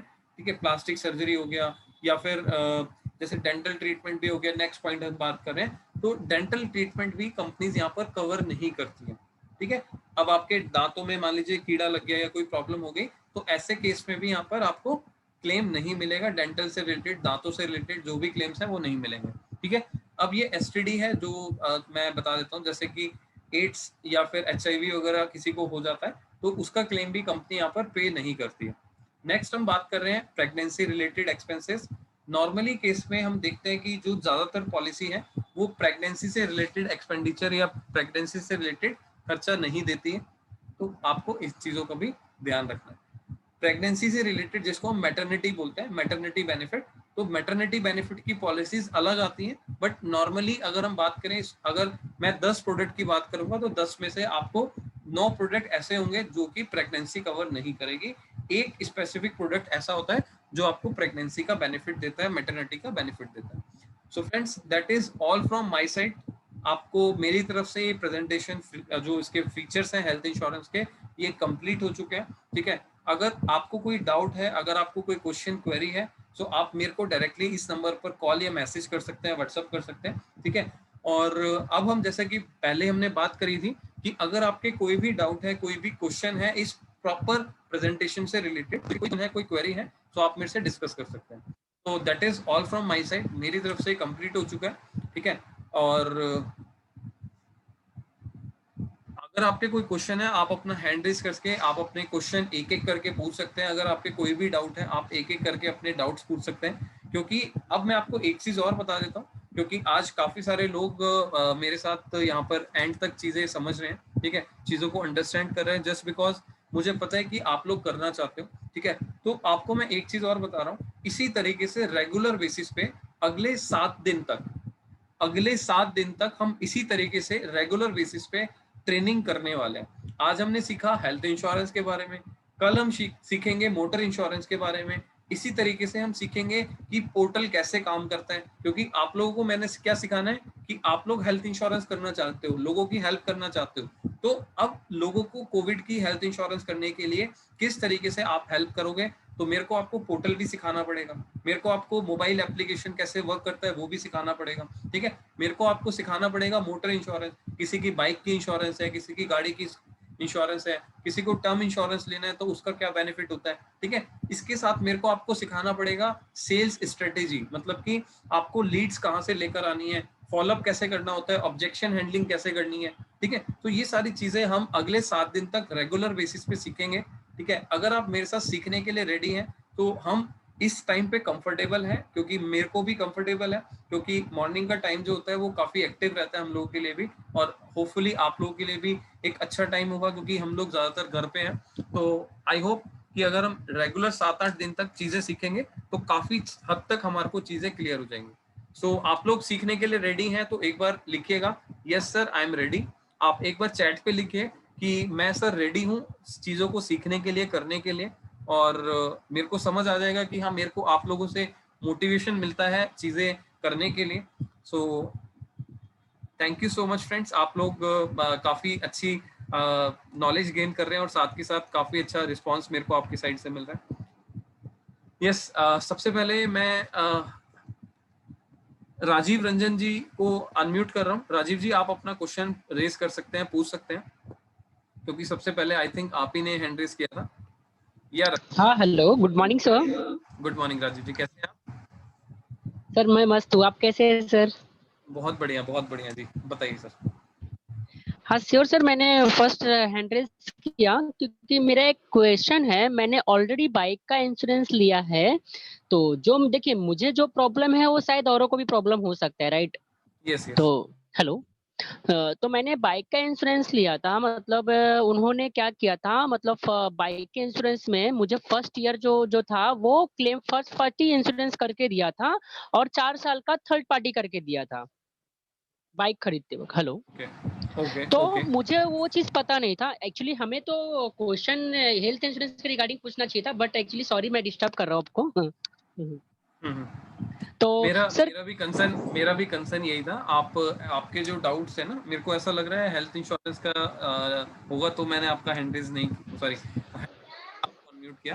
ठीक है, बट मैं आपको बोलूंगा कि राजीव रंजन जी, आप एक या 2 दिन तक का वेट कीजिए, आप सर चीजों सर को सुनिए ना, समझिए लिसन मोटर लिसन। इंश्योरेंस में क्या होता है। हाँ जी, ठीक है बोलिए। सर, वो मैं उधर करेंगे, बट क्या बोल रहा हूँ कि मतलब अपना हेल्थ इंश्योरेंस में भी ऐसा प्रॉब्लम आएगा क्या? मतलब अगर मैंने 1 साल ले लिया और दूसरे साल मतलब किसी वजह से थोड़ा मतलब लेट हो गया, या तो फिर बाद में हम कर रहे हैं, या कुछ होता है ना सर, घर में इश्यूज अच्छा, होता है, पर प्रॉब्लम होता है लोगों का। आपका क्वेश्चन ये है कि अगर आप हेल्थ इंश्योरेंस ले लेते हैं या कोई क्लाइंट को हम यस, हेल्थ इंश्योरेंस देते हैं और वो पे नहीं यस। कर पाता अगले टाइम पे, मतलब हाँ, नेक्स्ट टाइम से पे नहीं मतलब कर वो पाता, तो थोड़ा हमारा सा क्या लेट होगा? हो रहा है। हाँ जी, हाँ जी, हाँ जी। राइट, देखो मैं आपको बता देता हूँ। जब भी हम हेल्थ इंश्योरेंस, बिल्कुल आपका जो क्वेश्चन है सभी के लिए हेल्पफुल है, तो आप ध्यान से समझिएगा, सभी लोगों के लिए हेल्पफुल। देखो होता क्या है, जब भी हम हेल्थ इंश्योरेंस लेते हैं तो कंपनी क्या कहती है कि हम आज पॉलिसी ले रहे हैं और अगले 1 साल तक हम आपको कवर करेंगे। एग्जाम्पल के लिए आज 30 अप्रैल है, तो 30 अप्रैल से 29 अप्रैल 2022 तक आपकी पॉलिसी रहेगी। ठीक है, अगर वो पॉलिसी मान लेते हैं हमने रिन्यू करानी है, तो कंपनी उसके लिए हमें 1 महीने का टाइम देती है। जैसे हमारी 29 अप्रैल 2022 को पॉलिसी खत्म हो गई, ठीक है, 29 अप्रैल से लेकर 29 मई तक का टाइम हमें कंपनी देती है पॉलिसी रिन्यू करने के लिए, 1 महीने का टाइम देती है। तो इसको हम बोलते हैं ग्रेस पीरियड। ग्रेस पीरियड के अंदर हम 1 महीने के अंदर पॉलिसी को रिन्यू कर सकते हैं। बट यहाँ पर एक चीज है समझने वाली, कि अगर उस ग्रेस पीरियड में कस्टमर का क्लेम आ जाए तो हमें उस क्लेम का बेनिफिट नहीं मिलता। क्यों? क्योंकि कंपनी को पैसा नहीं गया, तो कंपनी आपको ग्रेस पीरियड का बेनिफिट क्यों दे रही है, कि आप सेम बेनिफिट के साथ, सेम फीचर्स के साथ आप अपनी पॉलिसी को कंटिन्यू कर सकते हो। आपको यहाँ पर ये बेनिफिट दिया जाता है कि 1 महीने के अंदर आप पैसा देके आप पॉलिसी कंटिन्यू कर सकते हो। क्यों? क्योंकि देखो मैंने आपको बताया 2 साल का स्पेसिफिक वेटिंग पीरियड है, तो वो स्पेसिफिक वेटिंग पीरियड आपका कंटिन्यू काउंट होगा। अदरवाइज आप अगर पॉलिसी का पेमेंट नहीं करते हैं 1 महीने तक, तो वो बेनिफिट आपका काउंट नहीं होगा, पॉलिसी आपकी लैप्स हो जाएगी, खत्म हो जाएगी। ठीक है, so I hope Rajiv Ranjan जी मैं आपका क्वेश्चन का आंसर दे पाया और बाकी सभी लोगों के लिए भी हेल्पफुल रहा होगा ये। तो 1 महीने का टाइम मिलता है ग्रेस पीरियड में। ग्रेस पीरियड में हम रिन्यू कर सकते हैं और उसमें हमें रिस्क कवर नहीं होता। तो मेन 3 चीज है, तो ये ध्यान रखिएगा। Thank you so much. Iman sir जो है, मैं आपको अनम्यूट कर रहा हूँ, आप अपना क्वेश्चन कर सकते हैं, आप अपना क्वेश्चन पूछ सकते हैं सर। हाँ जी, good morning sir. Good morning जी, कैसे हैं सर? बिल्कुल बढ़िया सर। मेरा क्वेश्चन ये है कि जी। जो आपने एक पॉइंट लिखाया था कि maximum of 4 adults and maximum of 5 children can be included in a single policy. तो सर मैं जहाँ तक समझता हूँ सिंगल पॉलिसी का मतलब ये है कि हम सिंगल इंडिविजुअल को दे रहे हैं। तो जो ये हाँ जी। पॉइंट है, ये पॉइंट में मैं थोड़ा कंफ्यूजिंग हूँ कि ये आप कैसे कह रहे हो कि मैक्सिमम 4 adults और 5 children, इसको थोड़ा इलेबोरेट सर कर दीजिए। मैं आपको बता देता हूँ। देखो ऐसा है कि जैसे ना HDFC का ऑप्टिमा रिस्टोर प्लान आता है, अगर हम एक स्पेसिफिक प्रोडक्ट की बात करें, तो कंपनी उसमें क्या कहती है कि अगर आप इंडिविजुअल पॉलिसी ले रहे हो, जैसे मान के चलते हैं, मैं आप ही की बात कर लेता हूँ, एग्जांपल ले रहा हूँ, मान लेते हैं आपकी फैमिली में आप हैं, आपकी वाइफ हैं, बच्चे हैं, आपके पेरेंट्स हैं और आपके पेरेंट्स इन लॉ हैं। ठीक है, अब आप चाहते हो कि मैं एक ही पॉलिसी में सभी को कवर करूं। ठीक है, तो उस केस में आपको पता है भाई, हस्बैंड वाइफ ज्यादा हम एक पॉलिसी में कवर नहीं कर सकते। लेकिन ऑप्टिमा रिस्टोर का एक फीचर है जिसमें हम क्या कह सकते हैं कि आपके जो पूरे फैमिली है, चाहे आपके पेरेंट्स हैं, पेरेंट्स इन लॉ है, चाहे आप हैं, चाहे आपके बच्चे हैं, तो पूरी फैमिली को हम एक पॉलिसी के अंदर, इंडिविजुअल पॉलिसी बोलते हैं इसको, इंडिविजुअल पॉलिसी के अंदर काउंट कर सकते हैं। उसके लिए आपको एक ही डॉक्यूमेंट आएगा आपके पास। ठीक है, सो उसके अंदर हम डिटेल में जाके हम कर सकते हैं इंडिविजुअल पॉलिसी। ठीक है, बट वो policy individual count, family floater count नहीं होगी। मतलब 5 लाख का रिस्क कवर आपका भी है, बच्चों का भी है, आपके पेरेंट्स का भी है, पेरेंट्स इन लॉ का भी है, तो अलग अलग रिस्क कवर रहेगा। उसका प्रीमियम बहुत ज्यादा हायर साइड जाता है, इसी वजह से कंपनी उसको 10% डिस्काउंट करती है। मान के चलिए आपके 4 मेंबर हैं, चारों के लिए अलग अलग पॉलिसी हो रही है, दैट इज द पॉइंट। उसमें फैमिली फ्लोटर नहीं कहलाएगी, वो इंडिविजुअल कहलाएगी। तो ये कहने का मतलब है। तो बेसिक डिफरेंस ये हो गया, जो इंडिविजुअल प्लान होता है सर उसमें ये होता है कि अगर 5 लाख का सम एश्योर्ड है तो हर एक इंडिविजुअल का 5 लाख का है। हाँ, और हर एक फैमिली फ्लोटर में इंडिविजुअल। ये होता है कि अगर टोटल 5 लाख है तो टोटल 5 लाख यूज करना है। यही फर्क राइट है ना? Right right right. तो जो जी जी, थैंक आपका यू, थैंक पॉइंट यू। है, जो आपका पॉइंट है वो यही है कि यहाँ पर जो कंपनी ऑफर कर रही है वो इंडिविजुअल प्लान ऑफर कर रही है, तो हर एक फैमिली मेंबर के लिए इंडिविजुअल प्लान ही लेना है। तो इंडिविजुअल प्लान के थ्रू आप वो कर सकते हो, बट प्रीमियम उसमें बहुत ज्यादा चला जाता है, बट ले सकते हैं उसके अंदर, ठीक है सर, कर सकते हैं। राइट, सो ठीक है sir, thank you sir. Okay, thank you. Next एडमुंड, मैं आपको अनम्यूट कर रहा हूँ, मेरे को आपका नाम क्लियरली समझ नहीं आ रहा है, एक बार आप प्लीज अनम्यूट करके अपना नाम कंफर्म कीजिए पहले। Rahul ji, good morning. Yeah, good morning. Sir, your good name, sir? My name is Edmund Fernandez. Okay, Edmund. Okay, great, great. Yeah. Yes, sir. Rahul ji, आपका बेसिक तो एकदम क्लियर था, very nice and clear, but I just wanted to know whether you can cover top up. Sir बिल्कुल हम top up के ऊपर भी बात करेंगे। एक्चुअली क्या है, बिकॉज जो आज का सेशन है बेसिक ट्रेनिंग का है, ठीक है। सो आज ही अगर मैं सब कुछ सिखा दूंगा तो लोगों को ना कंफ्यूजन क्रिएट हो जाएगा, ठीक है। So it will be recommended कि आप 1 या 2 दिन का वेट कीजिए। तो जैसे ही मेरे को लगेगा टॉप अप समझाना है तो मैं आपको 1 या 2 दिन के अंदर नेक्स्ट क्लास में या नेक्स्ट टू नेक्स्ट क्लास में मैं आपको टॉप अप के बारे में भी एक्सप्लेन कर दूंगा। उसमें भी नॉर्मली फीचर्स सेम ही होते हैं, फीचर्स में कोई डिफरेंशिएट नहीं होता, बट उसका कंसेप्ट डिफरेंट होता है, ठीक है। सो आई विल रिक्वेस्ट कि आप 1-2 दिन का वेट कीजिएगा, जब तक आपकी अगली 5-6 क्लासेस नहीं हो जाती, जब तक आपका सेशन कंप्लीट नहीं हो जाता, मॉड्यूल्स कंप्लीट नहीं हो जाते, जब तक कुछ ना कुछ आपके डाउट्स रहेंगे। तो जब तक का आप एटलीस्ट वेट कीजिए, जब तक आपका पोर्टल भी क्रिएट हो जाएगा, आपकी जो आईडी है, IIDA कोड है, वो भी जनरेट हो जाएगा। So that is all from my side. Thank you sir, thank you. एलमंड जी, प्रकाश जी मैं आपको अनम्यूट कर रहा हूँ, you can ask your question. Thank you sir. मेरा क्वेश्चन ये है सर कि मैं बस्तर से आता हूँ और हमारे यहाँ पे मोस्टली जो नेटवर्क हॉस्पिटल्स हैं वो नहीं है, मोस्टली ज़्यादातर कंपनियों के। तो उस केस में हम लोग कैसे इसको कर पाएंगे? नेटवर्क हॉस्पिटल होना ज़रूरी है या अदर किसी से भी हम लोग कर सकते हैं? बहुत बहुत बढ़िया, बहुत। देखिए मैं आपको बता देता हूँ प्रकाश जी, एक बार आप अनम्यूट कर दीजिए, सॉरी म्यूट कर दीजिए, मैं अनम्यूट कर दूंगा अगर दोबारा कुछ पूछना हो। देखिए मैं आपको बता देता हूँ, आप सभी लोगों के लिए अच्छा क्वेश्चन है कि क्या हम नेटवर्क हॉस्पिटल में ही जाके अपना ट्रीटमेंट ले सकते हैं या फिर किसी भी हॉस्पिटल में जाके ट्रीटमेंट ले सकते हैं। देखो होता क्या है, अगर हम नेटवर्क हॉस्पिटल में क्लेम के लिए जाएंगे, अपना क्लेम लेते हैं, तो हमें कैशलेस बेनिफिट मिल जाता है, हमें अपनी पॉकेट से पे नहीं करना पड़ता। बट मान लीजिए कोई इमरजेंसी है और हम जिस हॉस्पिटल में गए उस हॉस्पिटल में टाई अप नहीं है, नेटवर्क में नहीं है, मान लीजिए पॉलिसी की, ठीक है। अब मान लेते हैं HDFC की पॉलिसी ली और HDFC में हमारा जिस हॉस्पिटल में हम ट्रीटमेंट के लिए गए वहां पर HDFC का टाई अप नहीं है, ठीक है। तो ऐसा नहीं है कि हमें क्लेम नहीं मिलेगा, हमें क्लेम मिल जाएगा। बट उसमें क्या करना होता है, उसमें हमें जितना भी बिल होता है, जितना भी पेमेंट होता है हॉस्पिटल का, वो हमें अपनी जेब से पे करना पड़ता है। साथ में हमें कंपनी को इन्फॉर्म करना पड़ता है, इंटीमेशन देना पड़ता है कि हमने इस हॉस्पिटल में एडमिट हुए हैं और हम इस हॉस्पिटल में ट्रीटमेंट करा रहे हैं जहां पर हमारा कैशलेस बेनिफिट नहीं है, हमें रिइंबर्समेंट करना है। तो जो भी आप बिल पे करोगे अपनी पॉकेट से, सो वो सारा का सारा पैसा आपको अपने 15 से 21 दिन के अंदर, जैसा कि मैंने आपको बताया था, 15 से 21 दिन के अंदर आप बिल जमा करेंगे और आपके पास पैसा वापस मिल जाएगा, ठीक है। So that is the condition, हम इसको बोलते हैं रिइंबर्समेंट। तो जरूरी नहीं है कि हम कैशलेस में जाएं, अगर इन केस ऑफ इमरजेंसी हॉस्पिटल में टाई अप नहीं है तो हम नॉन कैशलेस में भी जा सकते हैं, रिइंबर्समेंट में जा सकते हैं। आई होप प्रकाश जी मैं आपको अनम्यूट कर रहा हूँ, आपको आंसर मिल गया होगा। सर मिल गया, बट एक क्वेश्चन है, मेडिकल कॉलेज के लिए भी एप्लीकेबल है ये सारा कुछ?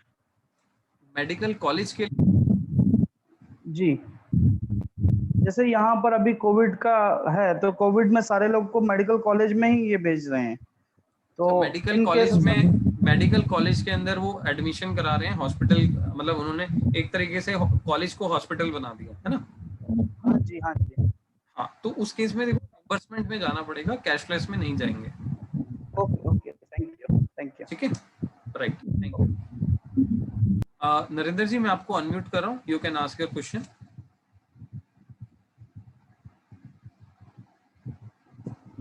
Hello, good morning sir. या गुड मॉर्निंग, बताइए जी। मेरी वॉइस क्लियर है ना सर? बहुत बढ़िया सर, बिल्कुल ठीक आ रही है। फाइन सर, आपका सेशन तो ऑसम था सर, इट्स अमेजिंग। मुझे ये पूछना था, डाउट ऐसा था कि अगर समझो कोई सेशन अटेंड नहीं कर पाते हैं, ठीक है, फॉर एग्जांपल कोई के समझो बाहर है या नेटवर्क नहीं है, तो क्या हमें इसका रिकॉर्डेड वीडियो और या PDF में, जैसे आपने आज आपने लाइफ इंश्योरेंस के बारे में कवर किया, तो इसका PDF या रिकॉर्डेड वीडियो हमें मिल सकता है सर?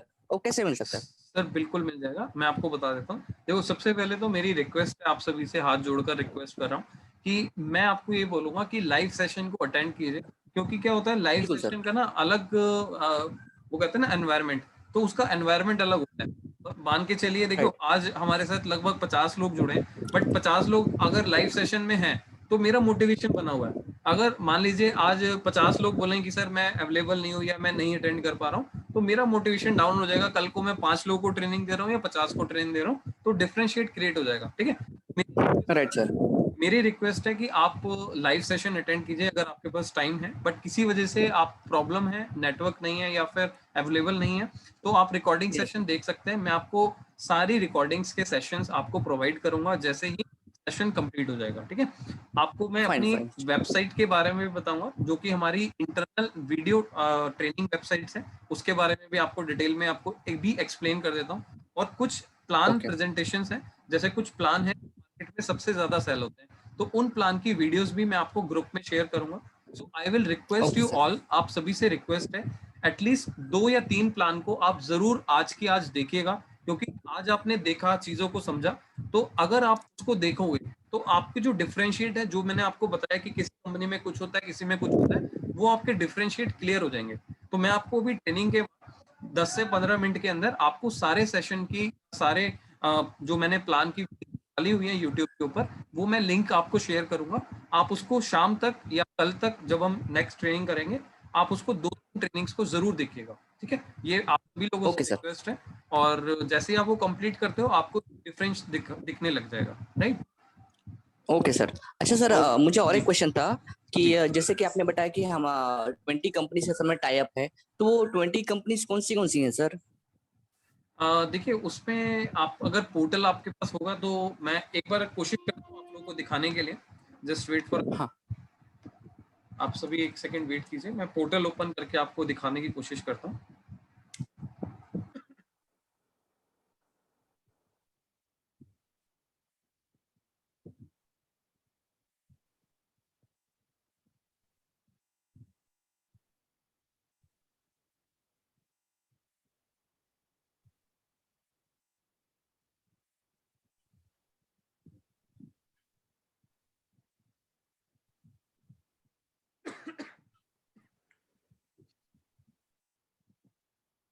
यस, तो अभी मैंने पोर्टल ओपन कर लिया, मैं आपको शेयर करता हूँ। देखिए, हमारा जो पोर्टल है इस तरीके से आपको मिलेगा इंटरफेस। ठीक है, आप यहाँ पर कस्टमर का नाम डाल सकते हैं, हेल्थ प्रोडक्ट है, कार प्रोडक्ट है, बाइक है, कमर्शियल गाड़ियाँ हैं, और अभी टर्म इंश्योरेंस वगैरह भी इंटीग्रेशन चल रहा है, वो भी हो जाएगा। ठीक है, सो जस्ट मैं आपको कोशिश करता हूँ एक बार दिखाने की कि किस तरीके से कौन कौन सी कंपनीज का आप यहाँ पर इंश्योरेंस कर सकते हैं। अभी जस्ट मैं जो भी डिटेल डाल रहा हूँ आप लोगों को दिखाने के लिए बेसिक इन्फॉर्मेशन डाल दे रहा हूँ। राइट, ये देखिए, अब हमने जैसे बात किया कि काफ़ी सारी कंपनीज आप यहाँ पर कर सकते हैं, तो लगभग आप देखिएगा यहाँ पर 34 कंपनीज के 34 प्लान शो कर रहे हैं, 37 हो गए इवन। ठीक है, क्योंकि आप देखिए कौन कौन सी कंपनी है। आप एको जर्नल का कर सकते हैं, आदित्य बिरला का, अगर आप लिखना चाहें लिख सकते हैं, नहीं तो आपको वीडियो के अंदर तो पता लग ही जाएगा। Aditya Birla, Bajaj, Bharti AXA, Care, Cholamandalam, Cigna, Digit, Edelweiss, HDFC, ICICI, IFFCO Tokyo, Kotak Mahindra, Liberty, Magma, Max Bupa, National Insurance, Navi General, Raheja, Reliance, Royal Sundaram, SBI, Star Health, Tata AIG, the New India, the Oriental, United, Universal. तो कहने का मतलब है हमारे पास मैक्सिमम जितनी भी कंपनीज हैं, अब कुछ कंपनीज यहाँ पर प्रेजेंटेशन शो नहीं करेगी, आपको प्लान नहीं दिखाएगा, क्योंकि हमने जो एलिजिबिलिटी डाला है, जो भी हमने प्लान डाला है, जो भी हमने एज डाली है, जो भी हमने सिटी कोड डाला है, तो उसके अकॉर्डिंगली पोर्टल अपने आप सिस्टम उठा लेगा कि हम ये वाला पॉलिसी, ये वाली कंपनी का हम दे सकते हैं। ठीक है, सो इस तरीके से आपको यहाँ पर कंपनीज के ऑप्शंस तो काफी सारे मिल जाएंगे। ठीक है, बट कौन सा करना है, कौन सा नहीं करना, कौन सा पोर्टल हमारा शो कर रहा है, क्योंकि क्या होता है कुछ कुछ नेगेटिव एरिया भी होते हैं। मान के चलिए एग्जांपल के लिए, जैसे हरियाणा के अंदर कुछ एरिया ऐसे हैं जो नेगेटिव है, कंपनी ने नेगेटिव किए हुए हैं। तो जैसे सोनीपत है, तो सोनीपत के अंदर कुछ कंपनियां यहाँ पर पॉलिसी नहीं देती। ठीक है, तो इसका मतलब ये नहीं है कि एक कंपनी नहीं दे रही बाकी नहीं देगी, तो देती हैं, बट सारी कंपनियां नहीं देती। कुछ कंपनियों ने उस एरिया को नेगेटिव डिक्लेयर कर दिया, तो इस केस में हमें दूसरी कंपनी से इंश्योरेंस लेना पड़ेगा। पोर्टल आपको अपने आप डिक्लेयर कर देगा, बता देगा कि यहाँ पर क्या बेनिफिट है। राइट, सो इस तरीके से नरेंद्र जी हम यहाँ पर पॉलिसीज कर सकते हैं इतनी सारी कंपनीज का, तो जो कि आप एक ही पोर्टल पे आप कर पाएंगे। राइट, थैंक यू नरेंद्र जी। अभी मैं बलीराम जी के पास जा रहा हूँ। बलीराम जी, मैं आपको अनम्यूट कर रहा हूँ, you can ask your question. आप अनम्यूट करके अपना क्वेश्चन पूछ सकते हैं।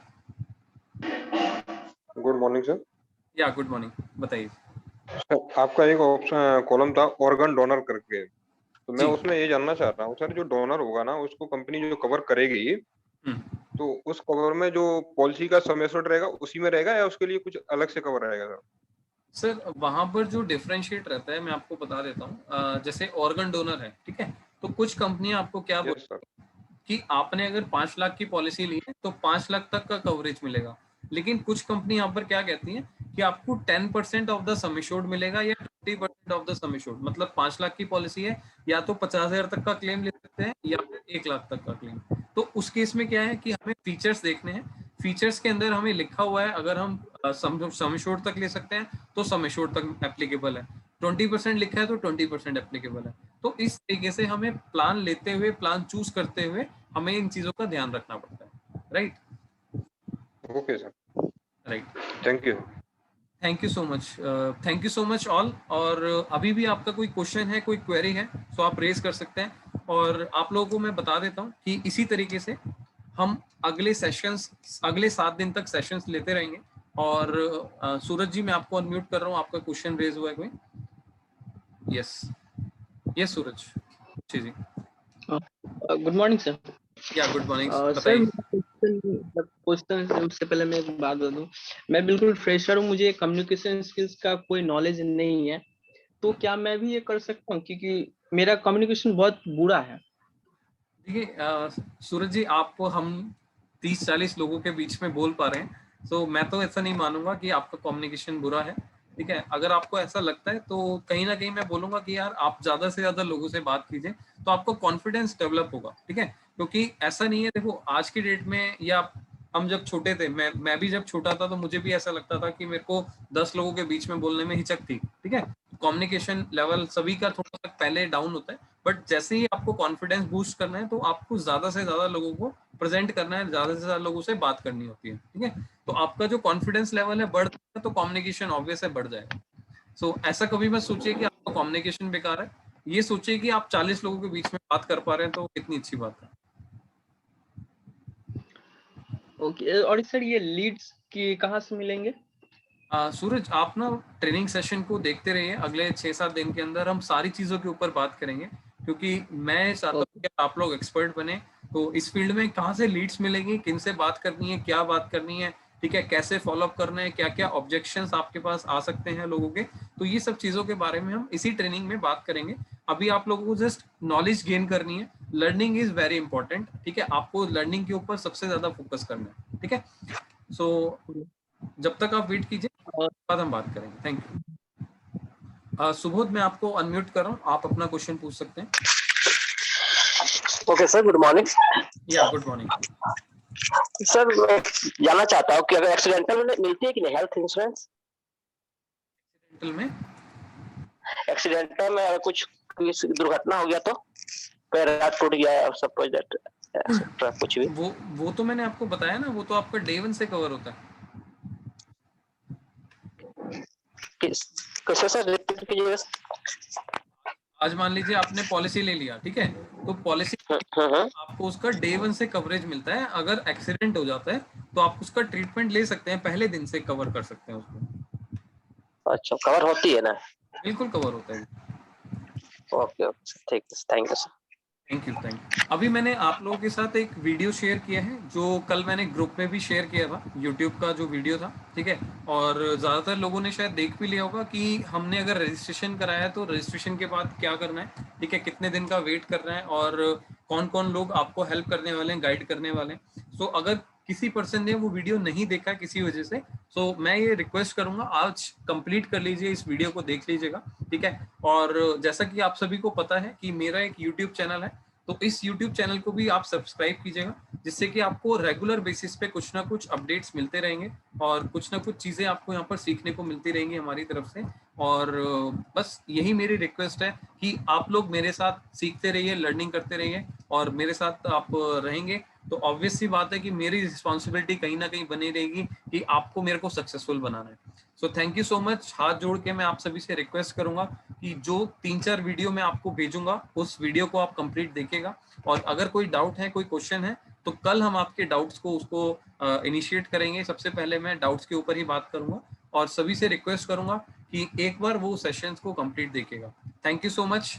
अब हम मिलेंगे कल के सेशन में। आप अपडेट रहिएगा, अपने जो व्हाट्सएप ग्रुप है उसके अंदर चीज़ों को अपडेट करते रहिएगा। जो भी चीज़ें आपको सीखने वाली हैं, समझाने वाली हैं, वो मैं आपको डेली बेसिस पे समझाऊंगा। और अब हम मिलेंगे कल के सेशन में। Thank you so much. इसकी रिकॉर्डिंग भी आपको 1 से 1.5 घंटे में आपको इसका लिंक मिल जाएगा इसी ग्रुप के अंदर। Thank you.